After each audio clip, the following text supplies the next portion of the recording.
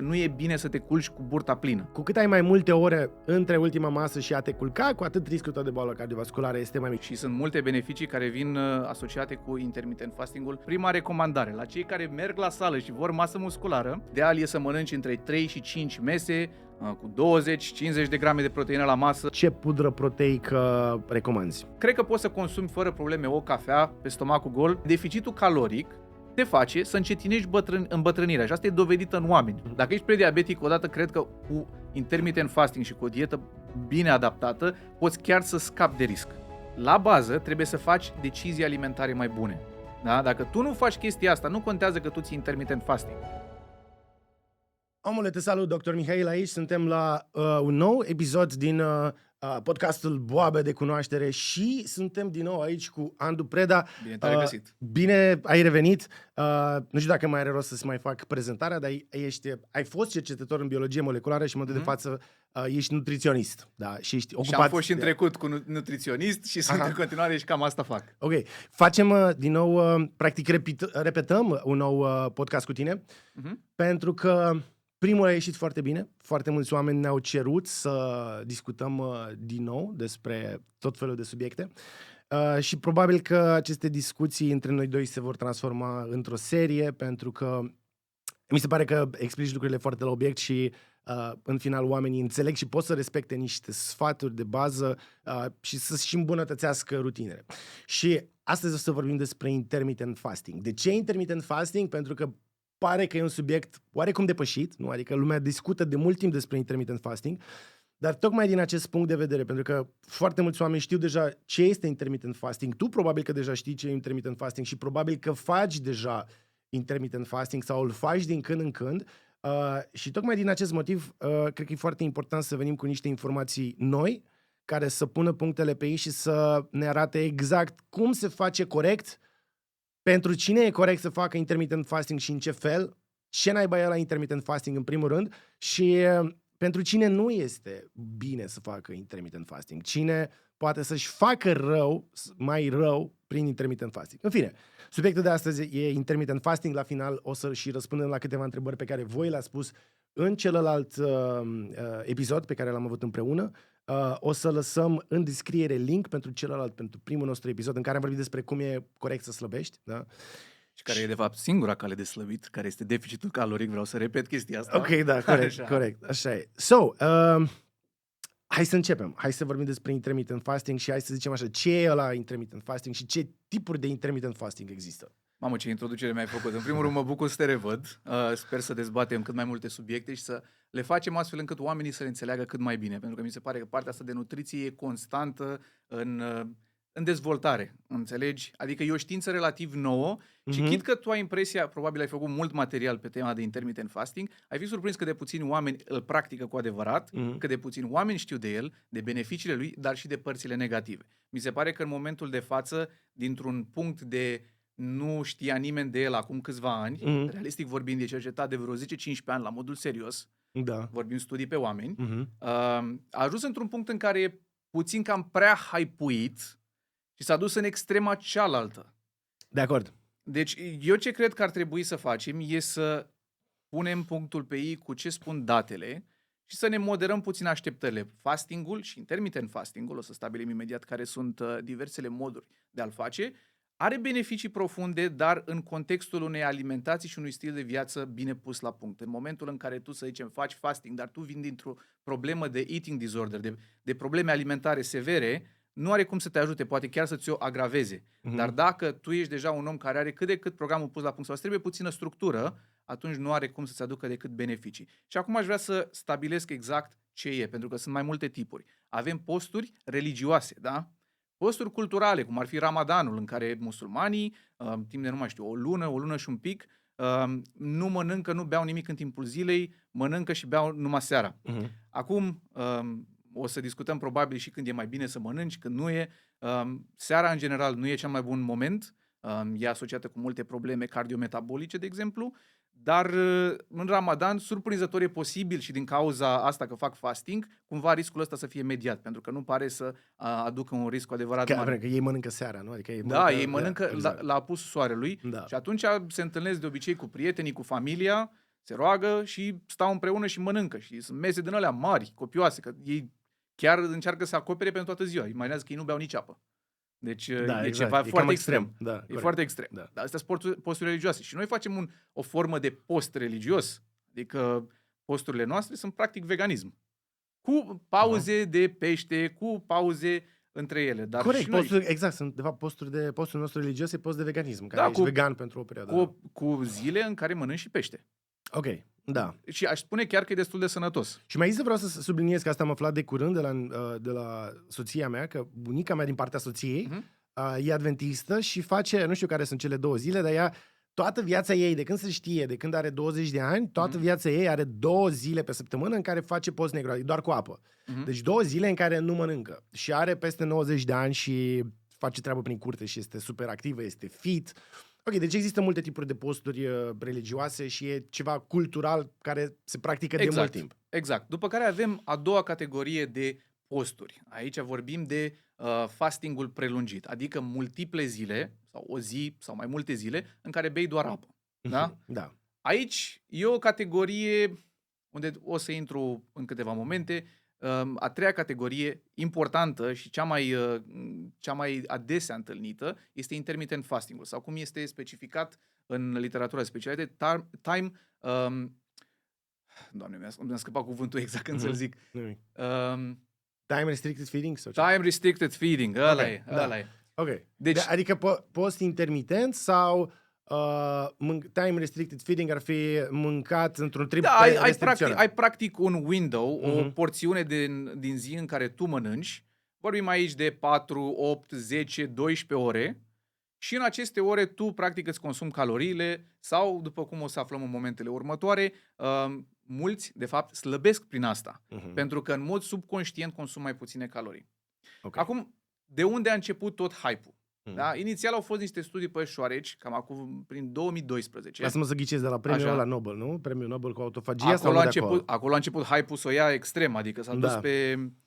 și eu de fapt am clipuri pe intermittent fasting de acum vreo 6 ani. Când discutam despre chestia asta, era relativ la început, nimeni nu discuta, dar mă bucur că s-a adoptat, numai că acum se duce pe extrema cealaltă. Mi-a trimis cineva un clip de pe TikTok sau ceva în genul, la un medic care zicea că îți scade riscul de cancer cu 70%.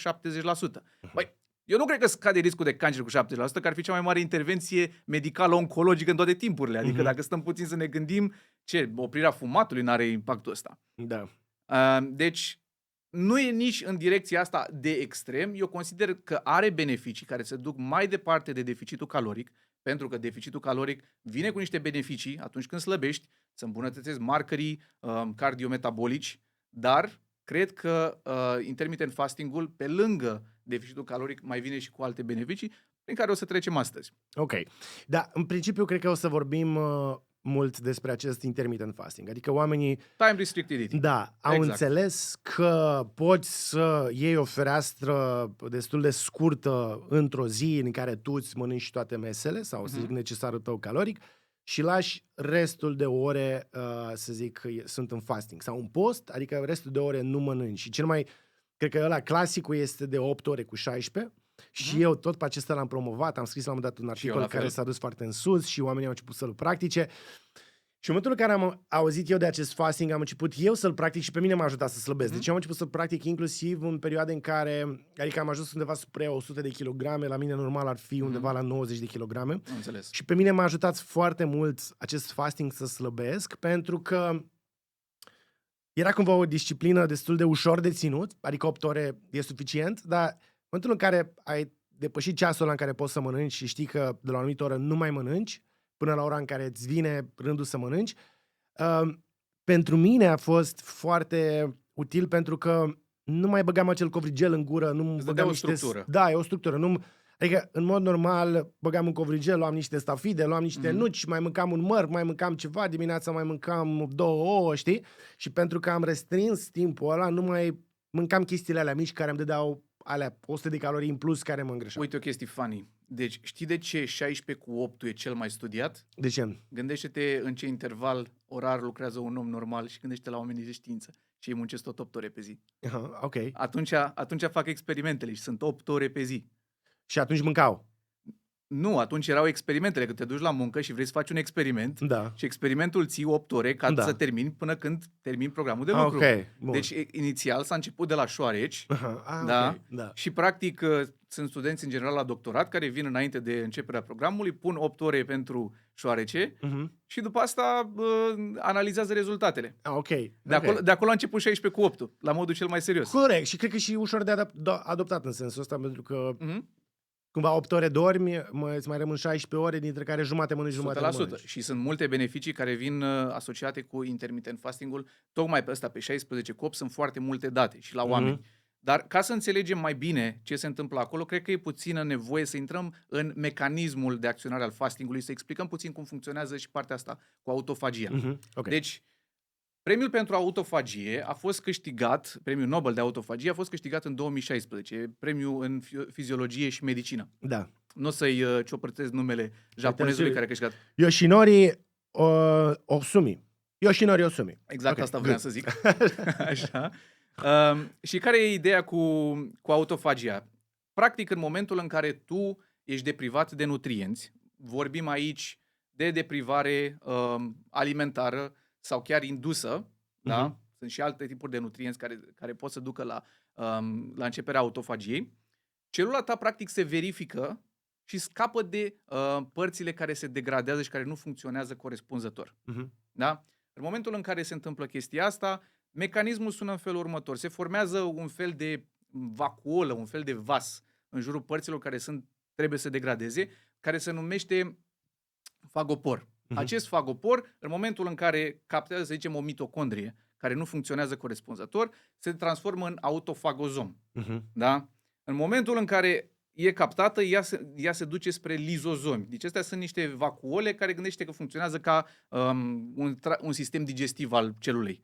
Practic se lipesc de ele și lizozomii ăștia eliberează niște enzime care descompun bucățile care nu funcționează corespunzător în părticele mai mici pe care celula le utilizează. Asta se întâmplă când tu nu primești suficientă mâncare. Acum, ce dă drumul la acest proces, la bază, este o cale metabolică numită mTOR. Da? mTOR-ul ăsta se numește ținta mecanistică a rapamicinei. Deci e unul dintre cazurile astea în care s-a descoperit prima dată tratamentul și după au analizat cum funcționează și au dat seama de o cale metabolică care, în cazul ăsta, din cauza rapamicinei, l-au descoperit. Dar gândește-te în felul următor. mTOR-ul e întotdeauna activat atunci când tu primești mâncare și, în general, când ai insulina sus și aminoacizi mulți. Da? mTOR-ul are o importanță foarte mare în dezvoltare. Când ai mTOR-ul jos, atunci se activează autofagia. Deci, prima recomandare, la cei care merg la sală și vor masă musculară, vrei să crești. Da? Tu, ca să crești, îți trebuie mTOR-ul sus. Îți trebuie insulină, îți trebuie aminoacizi. În special leucina, care e un aminoacid esențial, care activează calea asta metabolică, e foarte important. Ce aminoacid? Leucina, glutamina și arginina activează cel mai mult mTOR-ul. Ok, și vrei să le ai activate. Adică dacă vrei masă musculară, da. Și crești, ești pe o direcție de creștere, vrei să te dezvolți, ai nevoie de un aport constant, da, de nutrienți, nu să faci fasting. Exact. Deci dacă se poate, ideal e să mănânci între 3 și 5 mese cu 20-50 de grame de proteină la masă împărțite pe o perioadă cât mai mare din zi. De asta sunt foarte mulți culturiști care mănâncă seara înainte să culce, înțelegi, în special brânză cotici, ca să aibă aminoacizi pe toată durata nopții din cazeină. Dar, așa cum am spus, dacă vrei longevitate, dacă vrei acest proces de autofagie, atunci mergi pe partea cealaltă, în care încerci să restricționezi mai mult perioada de mâncat.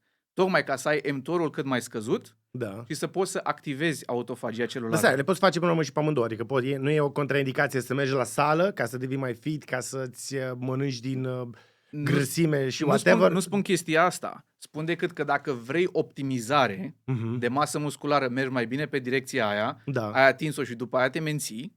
Iar dacă vrei sănătate și stil de viață sănătos simplu, atunci îți alegi un eating window, o fereastră în care să mănânci și te ții de ea ca și structură. Ok, bun. Și, deci, practic, în momentul în care intri în această fereastră și dai corpului mult timp fără acei aminoacizi care îți cresc mTOR-ul scade și se activează această autofagie. E ca și cum, ca și cum avea un oraș plin de mașini și la un moment dat trimitem niște trupe pe străzi care să caute mașinile abandonate și le dezmembrează în piese pe care le refolosesc, da? Pretty much. Am putea să zicem așa. Ok, și cred că, adică problema este un mecanism evolutiv. Noi neavând... Exact. Acolo vreau să ajung. Deci este un mecanism care a ținut specia umană să funcționeze sute de mii de ani.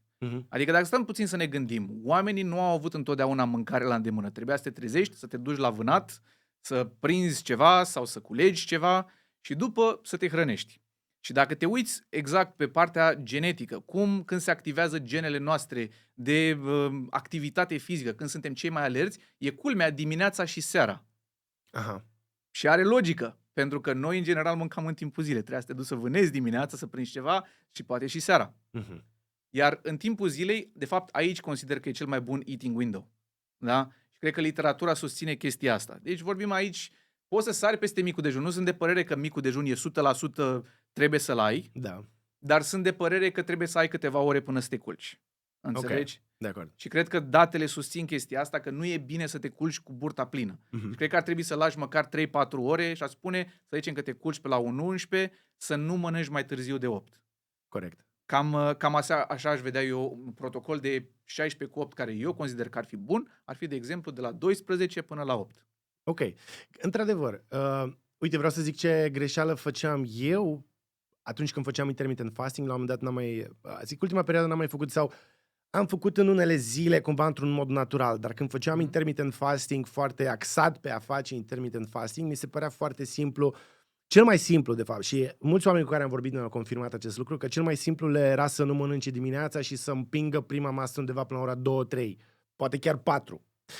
Și, într-adevăr, cred că e mai simplu să ții fereastra asta de nemâncat dimineața și după aia, cumva, începi cu activitatea dimineața, faci treabă, nu ai timp să te concentrezi pe mâncare și după aia, cumva, poți să mănânci un prânz la muncă și după aia te întorci acasă unde e o cină copioasă. Dar, de fapt, studiile și e studiul ăsta despre care am vorbit cu tine acum 2 zile. Da, Nutrine Sante. Da, și o să lăsăm și un link în descriere.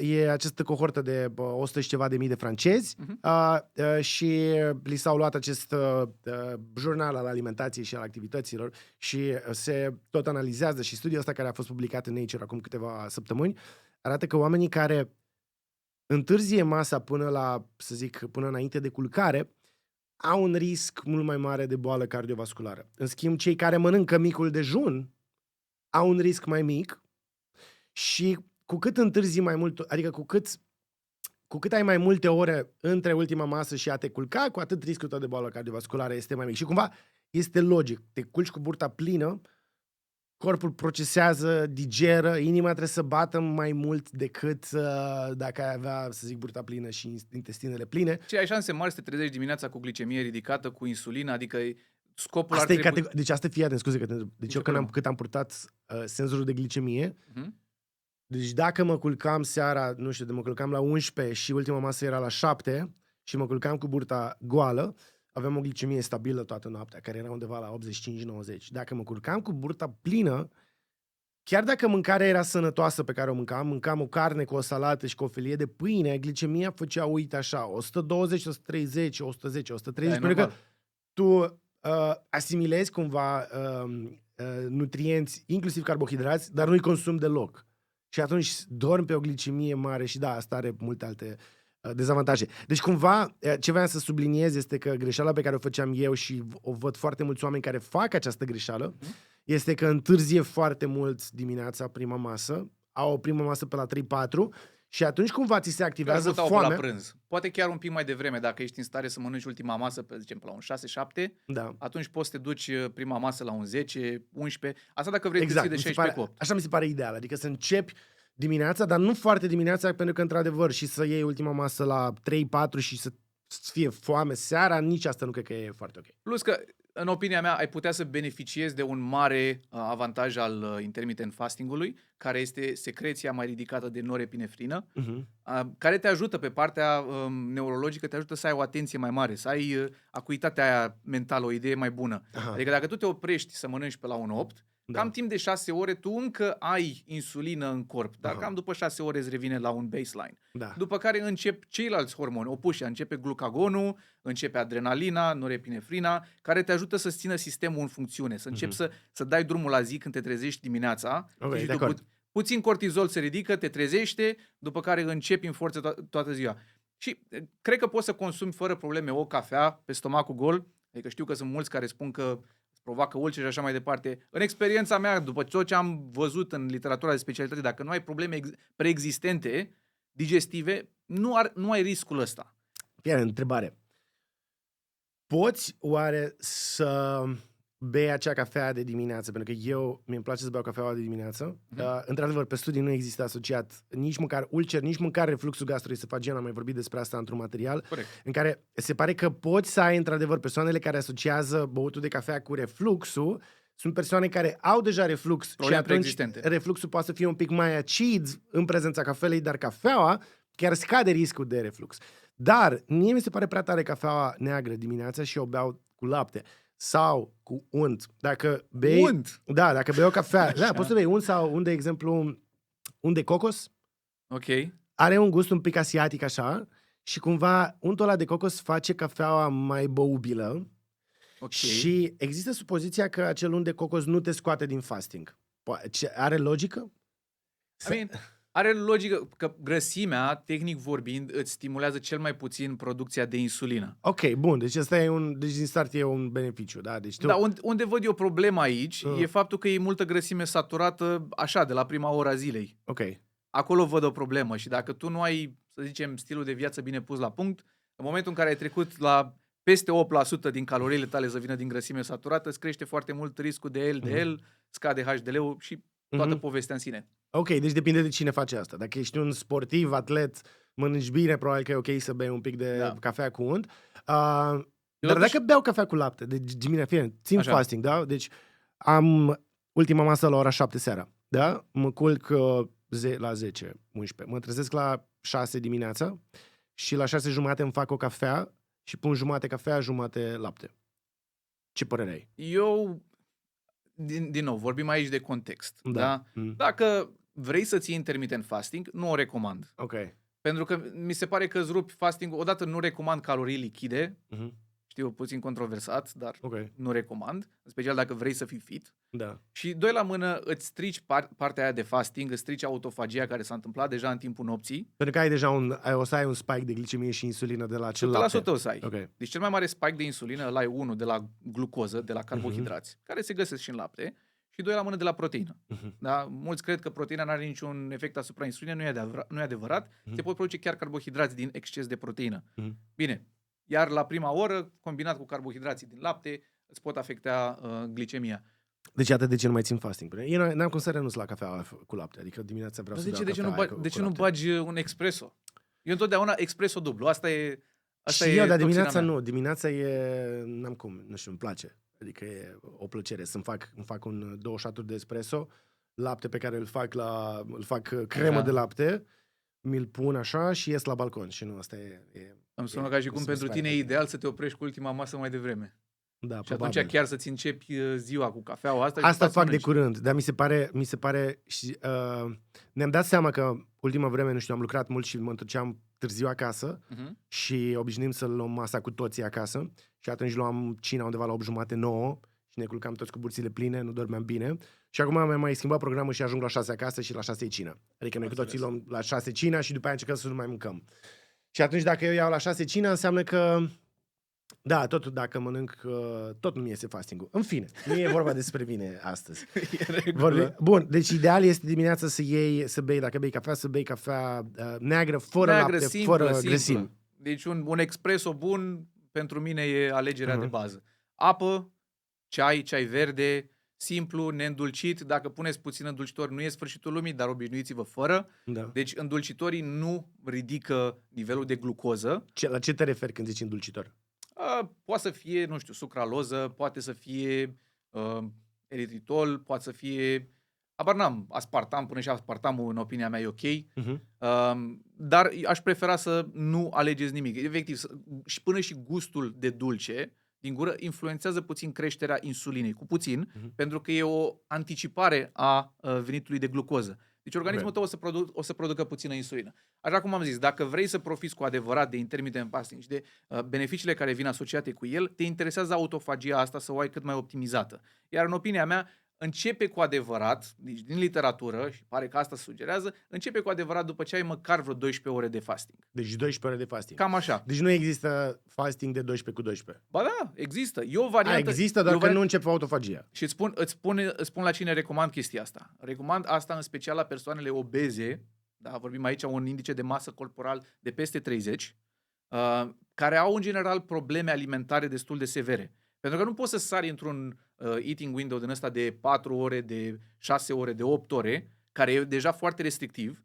La persoanele astea, dacă te ții de un intermittent fasting, e chiar mai dificil.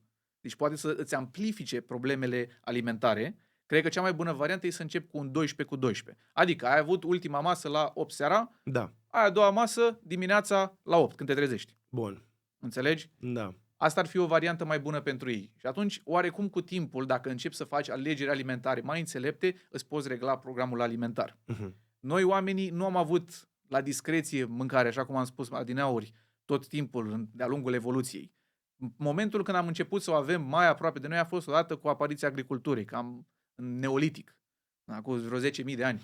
Până la urmă, eu văd acest fasting ca pe un... Adică avem această unealtă, avem multe unelte în corpul nostru pe care nu le mai folosim, din păcate. Unelte care ne făceau să putem, nu știu, să ne expunem la frig fără să murim de frig și ne încălzeam. Puteam să ne expunem la cald și transpiram fără să murim. Să alergi 10 de kilometri. Ok, să alergi 10 de kilometri, corect, să faci foamea, da? Și atunci când făceai foamea, corpul a descoperit și a dezvoltat acest super sistem de a se autocurăța. Și cred că nici măcar el nici n-avea nevoie să se autocurețe neapărat. El, cum să zic, el își procura înapoi nutrienții din lucrurile pe care nu le mai folosea. Acum o putem numi chiar o autocurățare, ca un autodetox pe care îl faci prin această autofagie și e păcat să nu folosim aceste instrumente care sunt practic în noi. Probabil că o să ajungem la un moment dat prin inginerie genetică să putem să ne activăm autofagia fără să fim în deficit caloric sau o să putem să mâncăm cât vrem și doar să ne activăm genele care, nu știu, care absorb doar cât ai tu nevoie și să dai 100 de ani probabil. de aici, probabil. Da, probabil. poate mai repede. Eu adică aș argumenta că poate undeva în 20 de ani o să existe asta, dar acum nu există asta și atunci astea sunt cele mai bune instrumente pe care le avem în noi. Eu cred că problema cea mai mare acolo nu e de fapt cercetarea etică. Acolo cred că o să ne lovim foarte tare. Eu am studiat mult, am și lucrat cu CRISPR-Cas9. Deci am făcut practică, știu ce înseamnă să modifici gene. Și din punct de vedere etic, deci îți trebuie multe aprobări numai pentru o celulă. Nu mai vorbim de un organism uman. Da, de acord. Chiar te joci un pic de-a Dumnezeu în momentul în care faci... Corect, și e periculos, nu știu ce se întâmplă după foarte aia. periculos. Ok. Ideea e că avem acest mecanism de autofagie pe care îl putem folosi făcând fasting și el se activează undeva după 12 ore. Deci asta înseamnă că dacă ții o fereastră de 16-8 sau ții un fasting de 16 ore, nu mănânci, 8 mănânci, undeva de la 12 ore o să ai 4 ore de autofagie. Cam așa. Autofagia asta e descrisă inclusiv atunci când ai mese, să zic, împrăștiate pe parcursul zilei, nu ții fasting. Asta mi se pare interesant, că autofagia asta se activează și atunci când ești în deficit caloric, dar corect. Nu orice tip de autofagie. Aici nu am suficiente date, dar înțeleg că există mai multe tipuri de autofagie și există un anumit timp care se cheamă lipoautofagie, adică autofagia grăsimii, care fix se activează la cele 12 ore. Adică după alea 12 ore de nemâncat, corpul o să mănânce inclusiv din grăsimea ta, să zic, acumulată în exces. Păi, vorbind de asta cu grăsimea în exces, putem să intrăm oarecum la beneficii. Adică dacă stăm să ne gândim, unul dintre cele mai mari beneficii, de fapt zona de unde a primit foarte mult hype a fost în zona fitness-ului, pentru că aici trebuie să slăbești. Da. Și țin minte și acum vreo 10-15 ani, adică căutam pe net să văd chestii despre slăbit și intermittent fasting-ul era și atunci o variantă reală. Adică erau culturiști care încercau să mănânce în 6 ore, în 7 ore, în 8 ore. Da. Și cumva a prins hype-ul ăsta, iar acum mai recent avem date să susținem treaba asta. Deci e un studiu din 2020, Cienfuciu sau Cienfuego, ceva în genul, una dintre astea două, dar sigur l-a nimerit pline măcar pe unul, așa, care arată că cei care au urmat un fasting de 4 sau 6 ore, deci în 4-6 ore au mâncat și nu li s-a spus ce să mănânce. A spus doar mâncați în window-ul ăsta și au comparat cu unii pe care i-au pus pe un deficit caloric de 500 de calorii, au slăbit la fel de mult. Chit că ăștia care țineau fasting nu au urmat un deficit caloric. Dar tot au fost în deficit caloric. Au fost fără să vrea. Exact. Ok. Deci este un deficit caloric mai ușor de... În subconștient băgat. Adică tu nici măcar nu încerci să-l faci, pur și simplu pentru că nu ai suficient timp să mănânci, reușești să slăbești. Și sunt multe studii, unul care mie mi-a plăcut foarte mult, care a comparat metilarea ADN-ului. Metilarea ADN-ului e un proces pe care oamenii de știință îl folosesc ca să își dea seama cât de repede îmbătrânești. Și și-au dat seama că deficitul caloric te face să încetinești îmbătrânirea. Și asta e dovedită în oameni, oficial de anul trecut. Da? Păi dacă intermittent fasting-ul te ajută să stai cu un deficit caloric, ăsta are beneficii foarte profunde. Adică era ceva în genul că un deficit caloric susținut pe o perioadă de 3-6 luni, deficit caloric de 200 de calorii, că cam de atâta s-au ținut, deci foarte mic, are aproape aceleași beneficii din punct de vedere a încetinirii îmbătrânirii ca și opritul din fumat. Da? Wow, ok. Deci e o chestie foarte mare. Deci asta a fost publicat, mi se pare chiar în Nature, o să-ți trimit studiul după, așa, și e prima dată când putem spune că deficitul caloric cu adevărat încetinește îmbătrânirea. Iar dacă intermittent fasting-ul te ajută să te ții mai bine de un deficit caloric, avem cu adevărat niște beneficii profunde. Și aici ajungem la al doilea beneficiu mare, care este de fapt scăderea rezistenței la insulină. Știi și tu foarte bine, în probleme cardiometabolice, rezistența la insulină e o problemă foarte mare, care în general e asociată cu greutate corporală foarte mare. Vorbim aici din nou persoane cu un indice de masă corporală de peste 25-30. Da? Deci în momentul în care tu faci intermittent fasting, rezistența ta la insulină se îmbunătățește mult mai mult. Ce înseamnă sensibilitatea la insulină? Că până la urmă asta vorbim. În momentul în care tu mănânci constant, corpul tău trebuie să producă insulină ca să facă ceva cu glucoza aia. Că tot ai nevoie de un nivel constant de glucoză. Nu vrei să ai nici mai mult, nici mai puțin. Și în momentul în care corpul tău forțează insulina asta în celule să aducă nutrienți constant, celulele devin rezistente la insulină. În momentul în care tu nu mănânci o perioadă îndelungată de timp, tocmai pentru că nu se mai produce insulină, începi să consumi din rezerve, autofagia începe să-și dea drumul, ajungi să ai o sensibilitate la insulină mult mai bună. Și scad foarte mult riscurile de diabet de tip 2, de exemplu. Da? Și asta se observă odată la persoanele cu probleme de greutate, vorbim obezitate, dar se observă și la persoane normale, unde, de-a lungul timpului, știi și tu foarte bine, că dacă ai o rezistență la insulină bună, în parametrii normali, atunci metabolic o să fii sănătos. Da, corect. Asta e o chestie foarte interesantă. O să avem și un diabetolog în podcast în curând. Sunt curios de chestia asta. Crezi că un diabetic, atenție, din nou, dacă ai diabet și în mod cert medicul ți-a prescris un program de ore la care să mănânci și ce să mănânci, probabil că dacă e insulină trebuie să fii și mai atent la cum îți administrezi insulina în funcție de mesele pe care le mănânci. Dar sub supraveghere medicală, crezi că fastingul intermitent bine implementat poate să fie o unealtă de ajutor pentru un diabetic care să-și reducă această rezistență la insulină? Depinde foarte, foarte mult, odată de tipul de diabet, că dacă tu ești insulinodependent... Vorbim de diabet de tip 2, da, în principiu, nu. Da, dacă e diabet de tip 2 și e într-o fază incipientă, sau să zicem că ești prediabetic, dacă ești prediabetic, odată cred că cu intermittent fasting și cu o dietă bine adaptată, poți chiar să scapi de risc. Da? Deci poate să îmbunătățească foarte mult riscul și chiar să ieși din zona de prediabet. Doar dacă slăbești și ai o rezistență, o sensibilitate la insulină mai bună. Dar dacă ești deja diabetic de tip 2, bine clasificat, vorbim aici de o hemoglobină A1C ridicată, peste 6,5, da? În momentul ăla intră în discuție programul diabetologului. Adică eu nu mă mai bag acolo pentru că nu știu odată cât de gravă e situația ta, nu înțeleg cât de gravă e rezistența la insulină foarte bine. Bun. Deci nu pot să spun, gata, faci intermittent fasting, ți-ai rezolvat problema. Cred că sub supraveghere medicală ar putea fi o opțiune și cred că și acolo un 12/12 poate fi recomandat. Dar la ei e foarte important să țină nivelul de glucoză foarte stabil. Corect, da. O să punem întrebarea asta la celălalt podcast. Știi? legat de insulină și de reducerea, să zic, sau de puterea de a vindeca prediabetul, sunt absolut convins că acest lucru poate fi făcut. Pentru că, da, mănânci mai puțin, Da.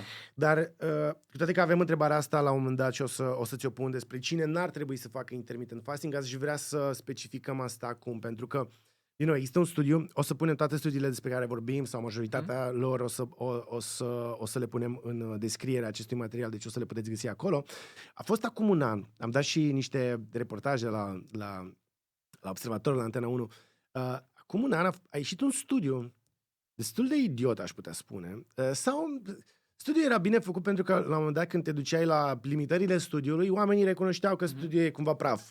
Dar au tras niște concluzii. Avea un titlu bombă și un abstract bun. Da, avea un abstract bun, toată lumea, 99% au citit doar abstractul, iar titlul în ziare era că fastingul intermitent te omoară, te îmbătrânește, scade riscul de boală cardiovasculară. Ce au făcut ei? Îți crește riscul de boală cardiovasculară. Asta era titlul. Ce au făcut ei? Au fost să compare oameni care mănâncă dimineața, prânz, seara, mic dejun și mănâncă ok, față de oameni care țin intermittent fasting.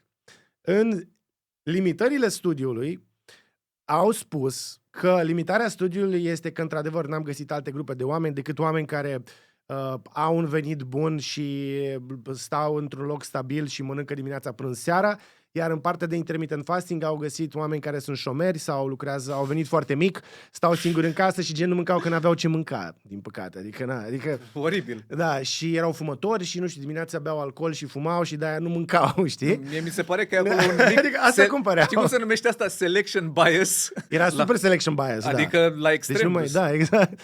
Adică e ca și cum ai compara atlezi de performanță care fumează și sedentari obezi care nu fumează. Și gameri. Și gameri care nu fumează. Și ai zice, bă, uite, ăștia care fumează trăiesc mai mult. Da, era un selection bias. Ideea e că ce arătau ei la un moment dat este că și cu ideea asta eram de acord, că anumiți oameni care țin intermittent fasting și se duc în niște zone foarte restrânse, adică gen să ții 4 ore, să ai fereastra de mâncare de 4 ore sau 2 ore sau chiar de o oră, care se cheamă OMAD și mănânci în ora aia, toată ora mănânci, adică tu ai o singură oră în zi în care mănânci în toată ora respectivă și când o împingeau seara, arătau că la un moment dat, dacă faci asta și mănânci foarte dezordonat, adică ai făcut 23 de ore în care n-ai mâncat sau 20 de ore în care n-ai mâncat și în alea 4 ore bagi 2 pizza, 2 meniuri de la KFC, bagi 2 cola și un Red Bull și stai pe loc și nu faci nimic și asta se întâmplă seara, că și ei le-au luat și cumva la un moment dat le-au luat și analize de sânge, cred, că toată presiunea metabolică a unei mese atât de mari și atât de nesănătoase reversează sau șterge 100%. beneficiile fastingului. Dar știi ce spuneam la începutul podcastului? Că, practic, intermittent fasting-ul este o unealtă din întreg arsenalul. La bază, trebuie să faci decizii alimentare mai bune. Da? Dacă tu nu faci chestia asta, nu contează că tu ții intermittent fasting. Dacă tu ții 16 cu 8 și bagi în perioada aia numai pizza, burger și înghețată, clar nu o să aibă un efect pozitiv. Vorbim aici, trebuie în continuare să mergem pe mâncare cât mai puțin procesată. Dar ăsta e fundamental. Îți trebuie proteină slabă, da? Trebuie proteină aminoacizi. O problemă mare la fasting e că se pierde multă musculatură, tocmai pentru că nu se consumă suficientă proteină. E greu să atingi necesarul. Dacă tu mănânci o singură dată pe zi, câte grame de proteine poți ține la masă? Unui adult, în medie, îi trebuie cam 120. Cam pe acolo ar fi ideal pentru majoritatea oamenilor. Vorbim aici nu culturiști, nu atleti profesioniști. Vorbim om normal. E optim să zic. Sau e optim 120 pentru om normal? Ar putea să ducă mai sus. Deci pentru un bărbat, să zicem, pe la un 80 de kilograme, aș pune chiar un 140. Să înțelegem, dacă mănânc o masă în care mănânc niște orez cu salată și cu o pulpă, sau nu, 2 pulpe, 2 ciocănele de pui, câte proteine mi-au de acolo? Păi, estimativ... Aproximativ. Între 30 și 40. Ok, 30 și 40 și am mâncat carne. Da. Și atunci, și dimineața, dacă mănânc 2 ouă și o felie de pâine cu unt, probabil că acolo sunt undeva la 12, 13, 15 grame de proteine. Te duci chiar puțin mai sus, depinde. Depinde ce pâine pun. Dar deja dacă am mâncat acest mic dejun, am mâncat un prânz care a avut carne, am doar 45 de grame. Adică ce ar putea să facă oamenii atunci care fac intermittent fasting? Am înțeles din start că trebuie să-l facem corect. Intermittent fasting nu este o scuză să mănânci prostii, pentru că prostiile alea la fel de rău o să-ți facă. Dar ai o fereastră de 8 ore, ce ai putea să faci ca să ai un aport proteic bun? O variantă e să suplinezi cu un shake proteic, adică nu e nimic îngreșit cu asta. Indiferent dacă faci sală sau nu?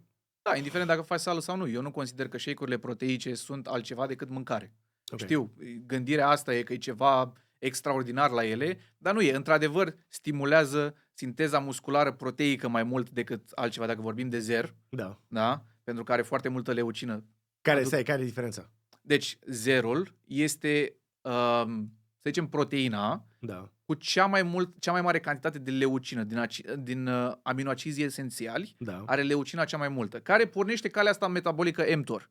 Ții minte că vorbeam la început de mTOR? Da. Când mTOR crește, atunci se întâmplă și dezvoltare.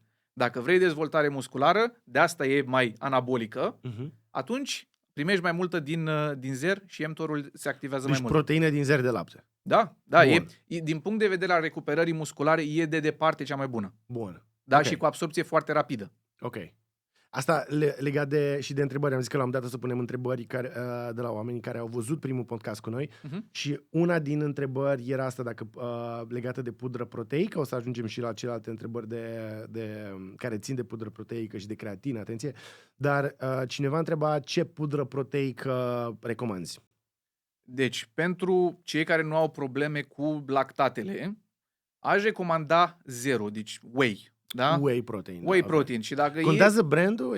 Există vreun pericol la brandurile care, nu știu, sunt mai... Măi, nu neapărat, pentru că suntem Uniunea Europeană, sunt reglementate, adică nu o să vină cineva cu alt praf decât să fie zer. Okay. Dar unde e diferența? E la gust, la cum se amestecă, cât de bună e, adică chiar simți o diferență aici. În general, dacă plătești un pic mai mult, o să ai o mixabilitate mai bună, e un gust mai bine făcut, e mai altfel. Dar nu e nimic greșit, adică eu, când eram în studenție, efectiv căutam cel mai ieftin zer posibil. Nu mă uitam după altceva. Da? Dar există și variantele în care te duci pe pudre proteice din plante. Adică nu e nimic greșit cu asta. Atâta că au mai puțină leucină. În general, dacă vrei să găsești una care e echivalentă, trebuie să aibă aminoacizi cu catenă ramificată BCAA adăugați extra pe lângă... La alea din plante. Exact, okay. Exact. Nu e nimic greșit cu ele. Deci nu e nimic. E ok să iei și din plante. Da, cu siguranță. Adică nu am nimic împotriva lor. Singura diferență e că gustul, în opinia mea, e oribil. Da? Mi se pare, e chestie subiectivă. Mie nu-mi plac pudrele proteice din plante, tocmai din cauza gustului și că au o textură așa făinoasă. Ok. Pe când zerul se transformă, zici că bei milkshake. Da, poți să consideri pudra proteică un aliment ultraprocesat sau nu? Da, e cu siguranță un aliment ultraprocesat. Dar noi recomandăm să nu mănânci, să nu consumi alimente ultraprocesate. Da, dar sunt excepții. Okay. Adică, așa cum discutăm, de exemplu, și despre îndulcitori, că și asta e o chestie ultraprocesată, există lucruri care sunt naturale și care te pot omorî. Da? Okay. Ai venit de șarpe, e o chestie naturală și te poate omorâ. Dar înseamnă că pudra proteică e un aliment ultraprocesat care nu e clasificat ca fiind nesănătos. Da, eu nu consider că există date să arate că e cu adevărat nesănătos. Fie, am o întrebare. Am primit la un moment dat la sală un cadou de la cineva care fabrică, practic, o pudră proteică vegană. Așa. Și ce mi s-a părut ciudat este că atunci când m-am uitat la ingrediente, cumva știm că atunci când ai 30 de ingrediente, ceva e în neregulă. Și am simțit că e ceva în neregulă, fără să mă documentez mai departe, pentru că erau efectiv 30 de tipuri de aminoacizi extrași din 30 de plante diferite, toate amestecate. Și m-am gândit, băi, poate e prea ultraprocesat față de o pudră proteică din zer de lapte, unde, băi, doar zer de lapte și aia e. Aici erau 30 de elemente diferite din tot felul de plante, de soia, de quinoa, adică extrași 1000 de tipuri de aminoacizi diferiți din toate. Da, se procesează mai mult pentru că încearcă cumva să ducă în textură, în gust, în profilul de aminoacizi al unei proteine animale. Și atunci, din punctul de vedere, n-ar putea să fie un pic mai ultraprocesat? O pudră știu, dacă comparăm aici ultraprocesat cu ultra-procesat, adică... Okay. Clar că nu asta ar trebui să fie baza într-o alimentație. Vorbim aici efectiv ca să-ți faci viața mai ușoară. Ok. Deci dacă adaugi totuși un shake proteic, indiferent că este din zer de lapte sau e ultraprocesat din că e ceva plante, greșit. Peste un regim de mese care sunt ok, sănătoase, da. atunci e ok. Dacă te ajută să-ți atingi necesarul proteic zilnic, sunt foarte recomandabile. E vreun brand pe care îl recomand sau ceva ce tu consumi? Deci aici e disclaimer. Eu sunt sponsorizat de companie de suplimente. Okay. Lucrez cu ei de 6-7 ani. Și de la ei consum? Da, de la ei consum. Îți iei și din altă parte? Nu. Nu, ok. Nu, pentru că sunt mulțumit de 6-7 ani cu ei, adică nu plecam. Cum se cheamă? Genius Nutrition. Genius Poți să tai Nutrition, dacă vrei reclamă, dar Nu, puteți să lăsați, ok. nu e nicio chestie. Bun. Eu, de exemplu, eu am luat pudră de la Yamamoto, se cheamă, sunt niște japonezi, nu știu dacă îi știi, și îmi iau efectiv pudră care e fără zahăr adăugat, fără îndulcitor, fără aromă, e doar pudra aia, știi? Și astăzi am băut un shake, mi-am făcut astăzi un shake, am fost la sală mai devreme și am pus pudra asta proteică, am pus 5 grame de creatină, am pus un pic de cacao, dar doar pudră de cacao, l-am amestecat cu apă, dude, oribil. Fără niciun gust, n-ai niciun gust. Adică doar praf, fără niciun gust, știi? Și e ok, adică e acceptabil. Dar prefer să-l beau așa, adică să fie cu cât mai puține elemente în el. Adică de ce îl beau pentru mine, știi? Nu-l beau ca să mă bucur de mâncare. După ce terminăm, îmi dai adresa ta și îți trimit eu ceva. Okay. Și îmi zici dacă ți se par mai bune. Dar părere sinceră. Dar are aspartam, zahăr sau... Are sucraloză la bază. Da, de ce să iau sucraloză? Adică de ce aș lua sucraloză? De ce nu? Aia e întrebarea mea. Unde sunt problemele? Eu pot să spun unde poți să găsești o problemă. Da? La îndulcitorii ăștia, problema cea mai mare, realist vorbind, e la nivelul tractului digestiv, la nivelul microflorei. Acolo poate să influențeze. Asta zic. Nu, de ce aș risca să-mi influențez microflora? Fie, înțeleg când beau o Cola Zero. Băi, când beau o Cola Zero, da, aleg Cola Zero pentru că nu vreau să bag tona aia de zahăr. Dacă îmi vine, ar fi ciudat să se întâmple asta, dar dacă îmi vine să beau o cola înainte de sală, o să beau o cola cu zahăr. Alegerea mea. Da. Dar dacă am chef de o cola, mi se întâmplă odată la 3 luni să mă duc și să-mi cumpăr. Nu mi-o cumpăr eu, mi-e rușine în momentul de față să cumpăr eu, pentru că mă recunoaște lumea și zice, what the fuck, cum? Adică, dar când îmi iau Cola Zero, băi, dar știu că o fac pentru că, mai guilty pleasure, vreau să mă bucur. Dar de ce să am asta în shake? Adică, îl beau că m-am fost la sală și îl beau, vreau să fiu ok. Cealaltă variantă e zahărul, da? Și doi la mână, în momentul în care tu te uiți cât îndulcitor e pus într-un tub din ăla de pudră proteică, e ceva în genul 50 de miligrame. E o cantitate infimă. Oricum el e foarte puternic, foarte potent îndulcitorul în general. De asta spun că e o cantitate foarte, foarte mică. Problema e când tu la fiecare masă consumi îndulcitor non-stop, pe termen de lungat nu știm. Dar dacă pui un shake proteic, aș putea să bag pariu. Nu pot să susțin cu date, dar pot să bag pariu că nu-ți face decât bine. Deci nu cred că pudra proteică, atât de hiperprocesată cum e, cu un dulcitor artificial fie el, îți face rău dacă alimentația ta e sănătoasă. De acord, dar dacă eu pot să scot și îndulcitorul ăla, eu asta fac și fiene. Așa. Deci, ce fac eu, și asta aș vrea să recomand oamenilor, pentru că văd foarte mulți oameni care vin, de exemplu, nu știu, vin la sală și într-adevăr este mai simplu că ți-ai pus alea 2 cupe, ți-ai închis shakerul, când ai venit la sală, după sală ți-ai pus apă, l-ai amestecat și îl bei. Ok. Dar dacă ai timp alea 10 minute acasă dimineața, mi se pare absolut delicios și asta fac, adică când îmi fac și cred, iar n-am date, dar cred că se asimilează mult mai bine, este să iau un blender și pun alea 2-3 cupe de proteină, pun cupa aia mică de creatină, fără aromă, da, fără aromă. Și am băut astăzi cu apă, oribil, frate, oribil, efectiv var, trebuie cu apă. Un gust acolo. Okay. Dar ca să faci gust, le pun pe astea, pun lapte, e zer de lapte oricum, e lapte. Dacă ești ok cu laptele, sunt foarte ok cu laptele, adică pot să beau lapte și 2 kg de lapte, dacă îmi dai acum să beau, n-am nicio problemă. Pun lapte rece, după aia am în congelator fructe congelate, căpșuni, zmeură, mure, afine, amestec, le pun peste, pun o banană, pun jumate de avocado, pun toate nucile pe care le am, nuci, alune, le pun acolo, pun un pic de chia, un pic de tot, lapte ca lume. Băi, și este delicios. Este delicios, dar e 700-800 de calorii acolo. Cât vine? Ți-ai făcut calculul? Măi, nu știu. Ai o masă, adică e o masă, pe asta zic.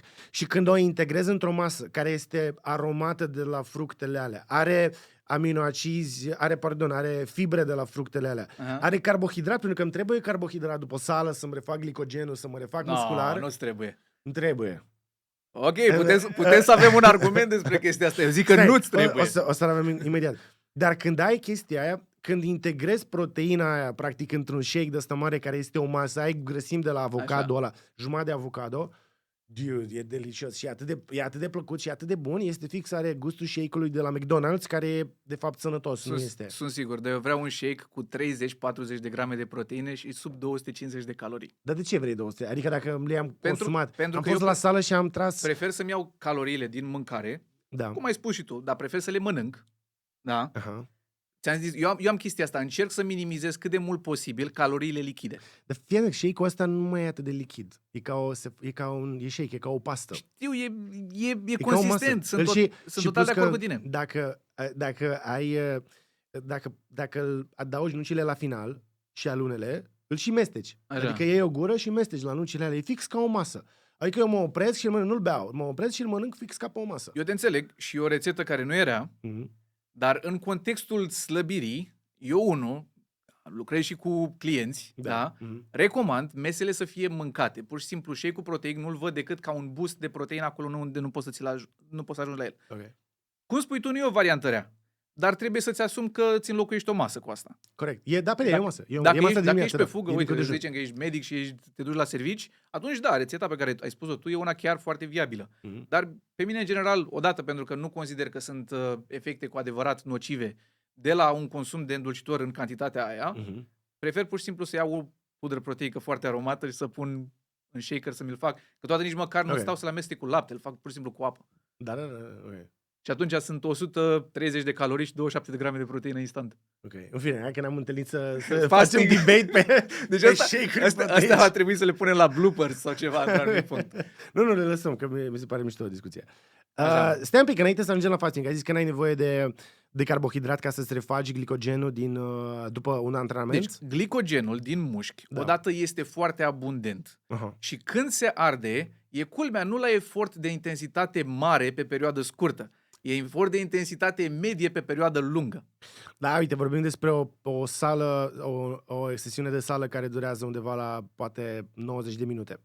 Adică de 3 ore, tot nu ajungi să treci prin tot glicogenul. Dar nu prin tot, dar arzi o parte. Păi da, dar poți să-ți iei o pudră proteică, de exemplu, după sală. Și atunci, da, ai nevoie de aminoacizi pentru că trebuie să începi stimularea asta de creștere. mTOR-ul, leucina din zer, se duce acolo, pornește calea metabolică, începi deja să te recuperezi. Da. După care să ai o masă peste vreo 3 ore în care să ai niște carbohidrați, nu e o problemă, nu-ți trebuie atunci imediat după. De acord. Dar zic, știi în ce context ziceam? Pentru că la un moment dat eram foarte activat să n-am zahăr în pudra proteică. Dar, de fapt, dacă faci acest exercițiu sau ai o sesiune de 90 de minute la sală și imediat după sală, atenție, asta e din nou foarte mișto, pentru că vorbeai mai devreme de rezistența la insulină, chiar și dacă mănânci zahăr, carbohidrat, după sală, acesta se absorbe în mușchi independent de insulină. E adevărat. Adică spike-ul este mai mic de insulină. Aș spune că e și mai bine în timpul efortului fizic. Aha. Dar cine se cară cu el cu dulciuri la sală? Dar mie mi-ajunge și faptul că, și sunt studii care arată că această absorpție a carbohidratului independentă de insulină rezistă undeva pe la 20 de ore după efortul fizic făcut. Cum ar fi mersul Sunt sigur că e o limită la care se întâmplă chestia asta, pentru că dacă tu consumi 300 de grame de carbohidrați după ce faci sală, nu poți să-mi spui că tot să duce. Nu, categoric, dar vorbeam de acea un pic de zahăr care se adaugă în unele pudre proteice și cred că adică la un moment dat eram foarte activat să iau pudre fără zahăr complet, dar acum e o chestie la care m-am răzgândit cumva. Adică dacă ai un pic de zahăr într-o pudră proteică și o consumi, păi știu că da, că găsești. Eu n-am găsit niciodată chestia asta. Serios, da? Da, păi în general nu e un mecanism pe care oamenii îl preferă. Da. Adică dar n-aș avea nimic împotrivă, să am un shake proteic cu un pic de zahăr, ca și carbohidrat, ca imediat după o sesiune, să zic, extenuantă de sport, să te recuperezi mai repede. Uite, eu, de exemplu, vorbind din nou de pudră proteică, eu nu consider, odată că trebuie luată imediat după sală. Da? Adică eu consider că e pur și simplu un aliment ca oricare altul. Da, are niște beneficii dacă îl iei după sală, dacă tu nu ai mâncat cu 2-3 ore înainte de sală nimic, dar dacă tu ai mâncat o masă, să zicem, cu o oră jumate, 2 înainte de sală, atunci poți să mânci shake-ul ăla proteic cu 3, 4, 5 ore după. Ok, de acord. Da. Și poți să iei o masă la vreo 3, 4, 5 ore. Adică nu e o chestie obligatorie, te-ai dus la sală, ai făcut efort fizic, gata, trebuie să iei shake cu proteic. Nu există fereastra aia anabolică. Aia se întâmplă vreo 72 de ore, ai sinteza proteică musculară ridicată. Ok. Bun. Așa. Bun, asta a fost Să zic paranteza cu cei cu protei, dar cred că e de foarte mare interes, pentru că foarte mulți oameni, am foarte multe cereri de la oameni care vor să știe care e treaba cu proteinele și cu cei cu Da, proteic, așa că... zero proteic e practic atunci când faci brânza, ai cazeina care se duce și din ea faci brânza și mai rămâne un lichid. Lichidul ăla e purificat, e filtrat și de acolo iese pudra proteică, care o găsești și adăugată și ca ingredient la pudrele pentru bebeluși. Corect, da. Adică ăsta e cel mai mare argument că deja există în comerț și că e ok, adică până la urmă... Laptele praf de la bebeluși, da, asta are, corect. Știți, doar că e un pic procesat, adică e proteina din lapte care este hidrolizată, este deja un pic digerată. Da. Dar și, mă rog, e practic elementul esențial din laptele praf. Ok, let's go back to fasting. Așa. Da. Am vorbit despre autofagie. Autofagie, am vorbit despre avantajele fastingului când vine vorba de sensibilitatea la insulină.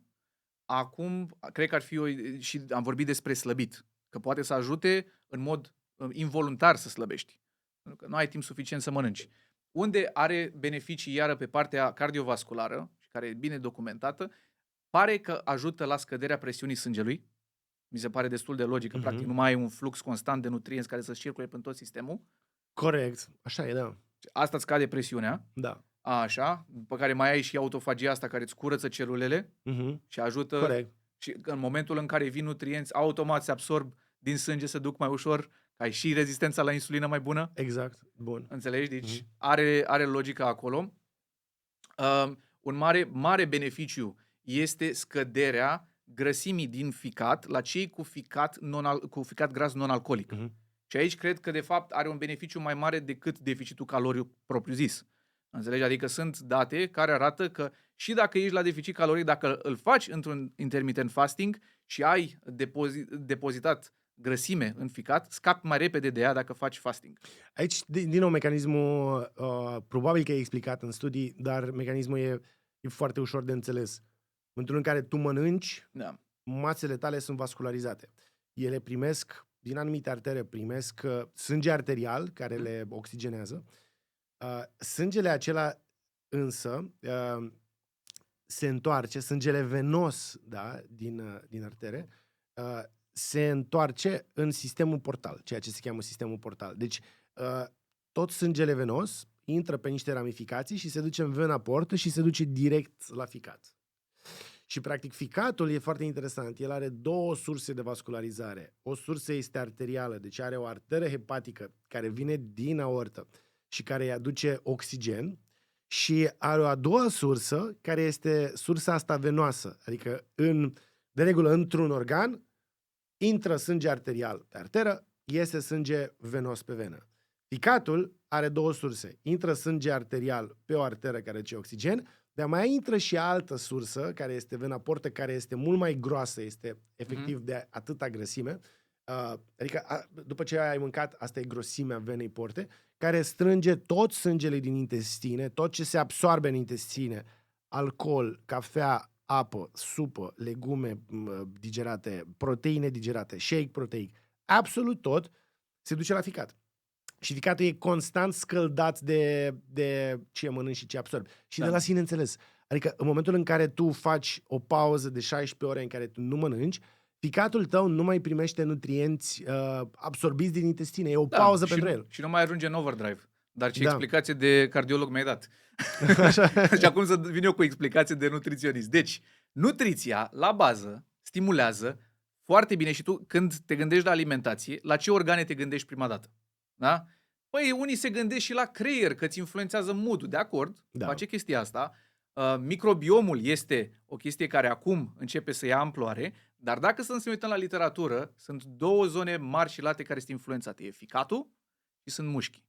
Da? Dacă tu ai grijă de ficat și de mușchi, corpul se reglează singur, pentru că mușchiul e ca un burete, ficatul e ca un burete și îți absorbe și se regenerează și constant îți filtrează tot ce trece prin organism. Asta așa e, corect. Dacă stai să te gândești, așa este. Da? Adică ai mușchi mari, da? Ai ficatul sănătos, ai mușchi mari, poți să mănânci, nu știu, jumătate de tort, că și se absorbe acolo. bun. Da, exact.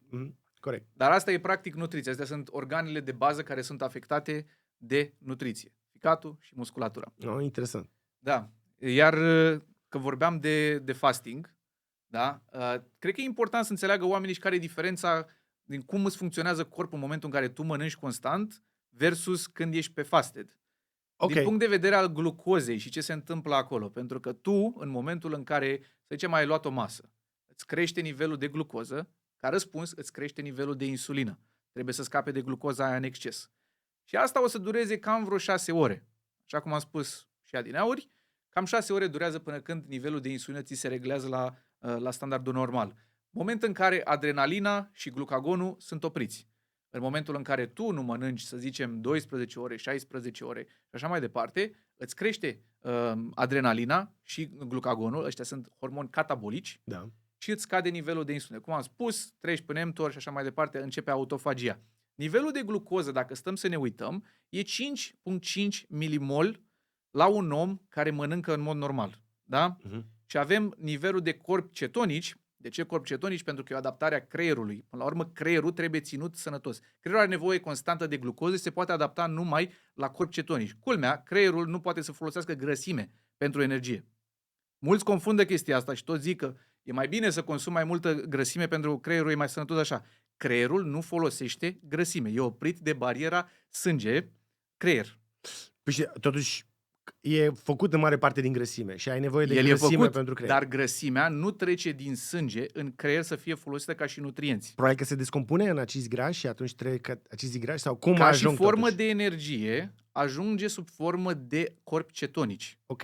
Și corpii cetonici sunt metabolizați de fapt din acizii grași, adică acizii grași sunt metabolizați în Da, acești dar corpi asta e cetonici. numai într-o situație de înfometare sau de fasting. Ok. Da? Atunci începe puțin să crească. Deci tu ai glucoza când mănânci la 5,5 milimol, după care ai corpii cetonici, în mod normal îi ai pe la un 0,02 milimolar. Da. Iar în momentul în care tu ești pe o zi de fasting, glucoza îți scade foarte puțin, dar în schimb corpii cetonici îți cresc mult. Scuze, am transformat aici. 5,5 milimol înseamnă 100 de miligrame pe decilitru. Adică, Da. deci un om care mănâncă normal are o medie de 100 de miligrame pe decilitru. Asta e media. A glucozei. Ok. Da. Și deci unde ai ajuns tu este că atunci când ții fasting, da? Creierul tău merge pe glucoză și pe Ok. foarte puțin corpi cetonici. Ok. În momentul în care deci când mănânci, merge pe foarte multă glucoză și pe foarte puțin corpi cetonici. În momentul în care mănânci, tu nu mănânci nimic, Da. atunci începe să dea drumul la corpii cetonici. Ok. Da? Îi folosește în mitocondriile sale pentru a face ATP, Exact. pentru a face energie. Exact. Dar nu poate să folosească grăsimea. Da. Dar dacă extinde mai mult fastingul, începe să crească și mai mult corpul cetonic. Adică vorbim la o săptămână, tu ajungi deja la corpi cetonici pe undeva pe la 4,5 milimoli. Ceea ce înseamnă mult. E mult, Ok. e mult. Și nivelul de glucoză începe să scadă pe la un 4, poate chiar mai jos. Mhm. Înțelegi? Acum, glucoza asta trebuie formată din ceva. Dacă tu în ficat ai stocat în jur de, cred că e ceva în genul 100 de grame de glicogen, Da. da? Tu ai nevoie și de o altă sursă de glucoză. Deci creierul tău nu poate să funcționeze nici măcar la 4 săptămâni după ce nu ai mai mâncat nimic, numai pe corpi cetonici. Întotdeauna are nevoie de glucoză. De unde face glucoza asta? De unde? Gluconeogeneză din proteină. Ok. Da? Și aici putem să înțelegem puțin de fapt că se pierde multă masă musculară în momentul în care facem fasting prelungit. Ok. Deci... Și se întâmplă la început. Deci la început e cea mai mare gluconeogeneză din proteină, pentru că nu e adaptat să producă corpii cetonici la capacitate din maximă. grăsime. Da. Ok. Deci lasă-mă să înțeleg ce ai zis. Că mâncăm, că nu mâncăm, creierul o să folosească glucoza ca principala sursă de energie. Întotdeauna. Iar glicemia noastră vrea să stea constantă. Când mâncăm foarte mult și dezordonat, ea tot crește, vine insulină și facem rezistența la insulină. În momentul în care nu mâncăm, facem fasting, am mâncat 8 ore și după aia facem fasting de 16 ore, corpul nu mai are de unde să absoarbă glucoză, dar glicemia noastră, și asta se poate vedea și pe analize și pe senzori, ea stă constantă. Ea rămâne constantă. Și ea rămâne constantă chiar dacă noi o folosim, pentru că e produsă din ceva. Exact. Și atunci ea la început e produsă din glicogen. Da, corect. După ce se termină glicogenul pe care îl avem în ficat și în mușchi, după ce se termină acest glicogen... Cel din mușchi nu e folosit pentru creier. Nu e folosit, nu? Numai cel din ficat e folosit. Ok, cel din mușchi rămâne folosit pentru activitate fizică. Mergi și faci chestii. Exact. Iar cel pentru creier e folosit e produs de ficat. În momentul în care se termină acest și în general cam glicogen, într-o zi începe să se termine. O zi de fasting. Cam o zi Acum completă. noi vorbim despre fastingul lung, prelungit. Vorbim de apă și atât. Da, fastingul lung, prelungit doar cu apă. Deci după o zi, deci eu dacă nu mănânc o zi mi-ajunge să-mi formez glucoză pentru creier, da? Din glicogenul din ficat. După care va trebui prin proces de gluconeogeneză să se creeze glucoză extra. Ok, adică corpul zice am nevoie să funcționez, da? Adică creierul meu are nevoie să funcționeze. De unde mai îmi iau eu lemne să ard foc în creier? Exact. Și atunci îl ia din mușchi. Și în primele 3-4 zile de water fasting, că de asta eu sunt puțin împotriva water fastingului foarte des. Da. Înțelegi? În special la bătrâni, pentru că nu poți să creeze musculatura așa de ușor. În momentul în care faci multiple zile la rând, multiple dăți în timpul anului, tu pierzi foarte multă musculatură, care pe măsură ce îmbătrânim e mai greu de creat. Sinteza musculară proteică scade, în general bătrânii n-au nici același apetit, înțelegi? Îți trebuie și mai multă proteină ca să poți să sintetizezi proteină musculară. Ok, deci asta este cumva un argument împotriva fastingului prelungit. Corect. Dar totuși înseamnă că faptul că îmi ajunge o zi de glicogen mă duce cu gândul că din când în când o zi în care nu mănânc nu-ți face rău. Da, e ok. E ok. Și aș spune că poți să faci, de exemplu, o dată pe lună. O dată pe lună? Nu e nicio problemă. O dată pe săptămână poți să faci? E too much? Cred că e puțin too much. Cred că ești mai bine dacă faci un intermittent fasting zilnic chiar. Da, ca beneficii cred că o să te ducă probabil tot acolo, dar adică nu pierzi musculatura. Un 8 cu 16 și poate o dată pe lună să ai o zi în care să nu mănânci. Da, și să bei doar apă. Sunt sigur că nu ar face probleme, cât să zici, pierd musculatură, pentru că oricum organismul după asta compensează. Special dacă faci un pic de efort fizic și dai suficientă proteină în zilele care urmează, el începe să-și ajungă la capacitatea musculară de dinainte. Există și memoria musculară care te ajută mult. Ok.